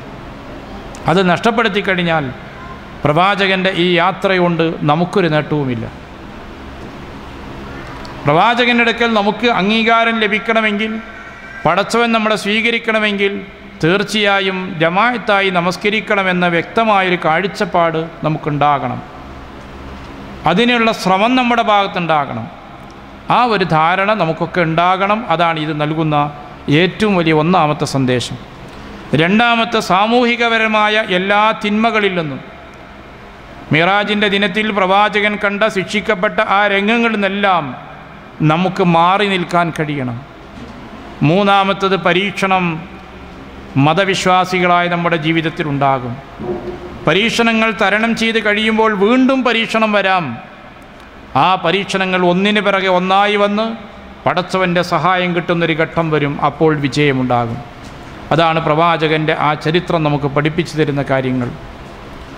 അള്ളാഹുവിൻ്റെ മാർഗത്തിലുള്ള ജിഹാദ്, ശരീരം കൊണ്ടും സമ്പത്ത് കൊണ്ടും ഒക്കെയുള്ള ജിഹാദ്, ആ ജിഹാദിൻ്റെ പ്രാധാന്യം നമ്മൾ വിസ്മരിക്കരുത്. അത് നമ്മുടെ ബാധ്യതയാണെന്ന് ഓർക്കണം. ഇത്തരമൊരു മഹത്തായ യാത്രയിലൂടെ പ്രവാചകൻ ഒരുക്കിയത് മസ്ജിദുൽ അഖ്സയിലേക്കാണ്, നേരെ ആകാശത്തിലേക്കല്ല.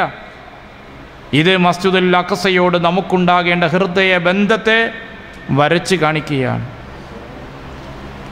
ആ സന്ദേശം സഹാബത്ത് ഉൾക്കൊണ്ടു. അതുകൊണ്ട് ഉമർ അള്ളാഹുവിൻ്റെ കാലം വന്നപ്പോൾ മസ്ജിദുൽ അഖ്സ ശത്രുക്കളിൽ നിന്ന് മോചിപ്പിച്ചു. വീണ്ടും കുരിശസേന മസ്ജിദുൽ അഖ്സ തിരിച്ചു പിടിച്ചു. സലാഹുദ്ദീൻ അയ്യൂബിയുടെയും ജംഗിയുടെയും നേതൃത്വത്തിൽ മുസ്ലിങ്ങൾ അത് വീണ്ടും തിരിച്ചു പിടിച്ചു, ശത്രുക്കളിൽ നിന്ന് മോചിപ്പിച്ചു. ഇന്ന് ശത്രുവിൻ്റെ കയ്യിലാണ് മസ്ജിദുൽ അഖ്സയുടെ നിയന്ത്രണമുള്ളത്. മസ്ജിദുൽ അഖ്സയുടെ നിയന്ത്രണം അവരെ കയ്യിൽ വന്നപ്പോൾ അന്നത്തെ യഹൂദ നേതാക്കന്മാർ പ്രഖ്യാപിച്ചൊരു വചനമുണ്ട്, നമ്മൾ ഓർത്തിരിക്കണം. അത് അവരൊരു പ്ലാൻ വരച്ചിട്ടുണ്ടല്ലോ. യഹൂദന്മാരുടെ രാജ്യത്തിൻ്റെ ഒരു പ്ലാനുണ്ട്. ആ പ്ലാനിൽ ഹിജാസ് ഉൾക്കൊള്ളുന്നുണ്ട്, ഇറാഖുണ്ട്, സിറിയയുണ്ട്. ഇതെല്ലാം ഉൾക്കൊള്ളുന്ന വിശാല രാജ്യമാണ് അവരുടെ സ്വപ്ന രാജ്യം. അതുകൊണ്ട് മസ്ജിദുൽ അഖ്സയുടെ ആധിപത്യം അവരെ കയ്യിൽ കിട്ടിയപ്പോൾ അവർ പ്രഖ്യാപിച്ചത്, നമ്മുടെ ലക്ഷ്യസ്ഥാനത്തേക്ക് നാം അടുത്തുകൊണ്ടിരിക്കുന്നു, അടുത്ത ലക്ഷ്യം യസ്രിബാണ്. യസ്രിബ് എന്ന് പറയുന്നത് മദീനയുടെ പഴയ പേര്. നമ്മുടെ പിതാക്കന്മാരുടെ ഗന്ധം അവിടെ നിൽക്കുന്നു, അവിടെ തളം കെട്ടി നിൽക്കുന്നുണ്ട്. ഇതൊക്കെയായിരുന്നു അന്നത്തെ യഹൂദ നേതാക്കന്മാർ, അർണാത്ത് പോലെയുള്ള പ്രമുഖരായ യഹൂദ ലോകത്തിൻ്റെ നേതാക്കന്മാർ പ്രഖ്യാപിച്ചതും പത്രങ്ങളിൽ എഴുതിയതും. അപ്പോൾ മസ്ജിദുൽ അഖ്സയിൽ നിന്ന് അവർ യാത്ര തിരിക്കുന്ന മദീനയിലേക്കാണ്. മുസ്ലിങ്ങളായ നമ്മൾ മദീനയിൽ നിന്നും മസ്ജിദുൽ അഖ്സയിലേക്കാണ് യാത്ര തിരിക്കേണ്ടത്. അവിടേക്കാണ് നമ്മുടെ മുന്നേറ്റമെന്നാണ് പ്രവാചകൻ്റെ ഈ ചരിത്രം, സ്വഹാബത്തിൻ്റെ മാതൃക, പൂർവ്വകാല മുസ്ലിങ്ങൾ നമ്മളെ പഠിപ്പിക്കുന്നു, നമ്മൾ നൽകുന്ന സന്ദേശം. അതുകൊണ്ട് മസ്ജിദുൽ അഖ്സ നമ്മുടെ ഹൃദയത്തിൻ്റെ ഭാഗമാണെന്നുള്ള തിരിച്ചറിവ് കൂടി ഈ സന്ദർഭം നമ്മൾ ഓർക്കേണ്ടതുണ്ട്. അല്ലാഹു സുബ്ഹാനഹു വ തആല ഈ മഹത്തായ യാത്രയിലൂടെ നമുക്ക് നൽകിയിട്ടുള്ള എല്ലാ സന്ദേശങ്ങളും ഉൾക്കൊള്ളാനും അത് ജീവിതത്തിൽ പകർത്താനുമുള്ള തൗഫീഖ് പ്രദാനം ചെയ്യുമാറാകട്ടെ. പടച്ചവൻ്റെ മാർഗത്തിൽ ദീനിന് വേണ്ടി പ്രവർത്തിക്കാനും അതിൻ്റെ പ്രചരണത്തിൽ ത്യാഗത്തോടുകൂടെ തന്നെ നല്ല നീയത്തോടുകൂടെ മുന്നേറുവാനുമുള്ള തൗഫീഖ് അള്ളാഹു നമ്മയെല്ലാം അനുഗ്രഹിച്ച് നൽകുമാറാകട്ടെ. നാം ചെയ്യുന്ന എല്ലാ സൽപ്രവൃത്തികളും സ്വാലിഹായ അമലായി റബ്ബ് സ്വീകരിക്കുമാറാകട്ടെ. നാം ചെയ്തു പോയിട്ടുള്ള സർവത്ര പാപങ്ങളും പൊറുക്കുകയും മാപ്പാക്കുകയും ചെയ്യുന്ന വിശ്വാസികളിൽ അള്ളാഹു നമ്മെ ഉൾപ്പെടുത്തുമാറാകട്ടെ. കടങ്ങൾ കൊണ്ട്, രോഗങ്ങൾ കൊണ്ടും ബാധ്യതകൾ കൊണ്ടും പരീക്ഷിക്കപ്പെടുന്നവരിൽ നിന്ന് അള്ളാഹു നമ്മെ കാത്തുരക്ഷിക്കുമാറാകട്ടെ. നമ്മെയും നമ്മിൽ നിന്ന് മരണപ്പെട്ടു പോയവരെയും അവൻ്റെ സ്വർഗാവകാശികളിൽ അള്ളാഹു ഉൾപ്പെടുത്തുകയും അനുഗ്രഹിക്കുകയും ചെയ്യട്ടെ. റബ്ബനാ ആതിനാ ഫിദ്ദുന്യാ ഹസന വഫിൽ ആഖിറതി ഹസനതൻ വഖിനാ അദാബന്നാർ. അല്ലാഹുമ്മ ഇഗ്ഫിർ ലിൽ മുഅ്മിനീന വൽ മുഅ്മിനാത്ത് വൽ മുസ്ലിമീന വൽ മുസ്ലിമാത്ത് അൽ അഹ്യാഇ മിൻഹും വൽ അംവാത്ത്. ആമീൻ ബിറഹ്മതിക യാ അർഹമർ റഹീമീൻ. സല്ലല്ലാഹു അലൈഹി വസല്ലം അലാ മുഹമ്മദിൻ വഅലാ ആലിഹി വസഹബിഹി അജ്മഈൻ വൽഹംദുലില്ലാഹി റബ്ബിൽ ആലമീൻ.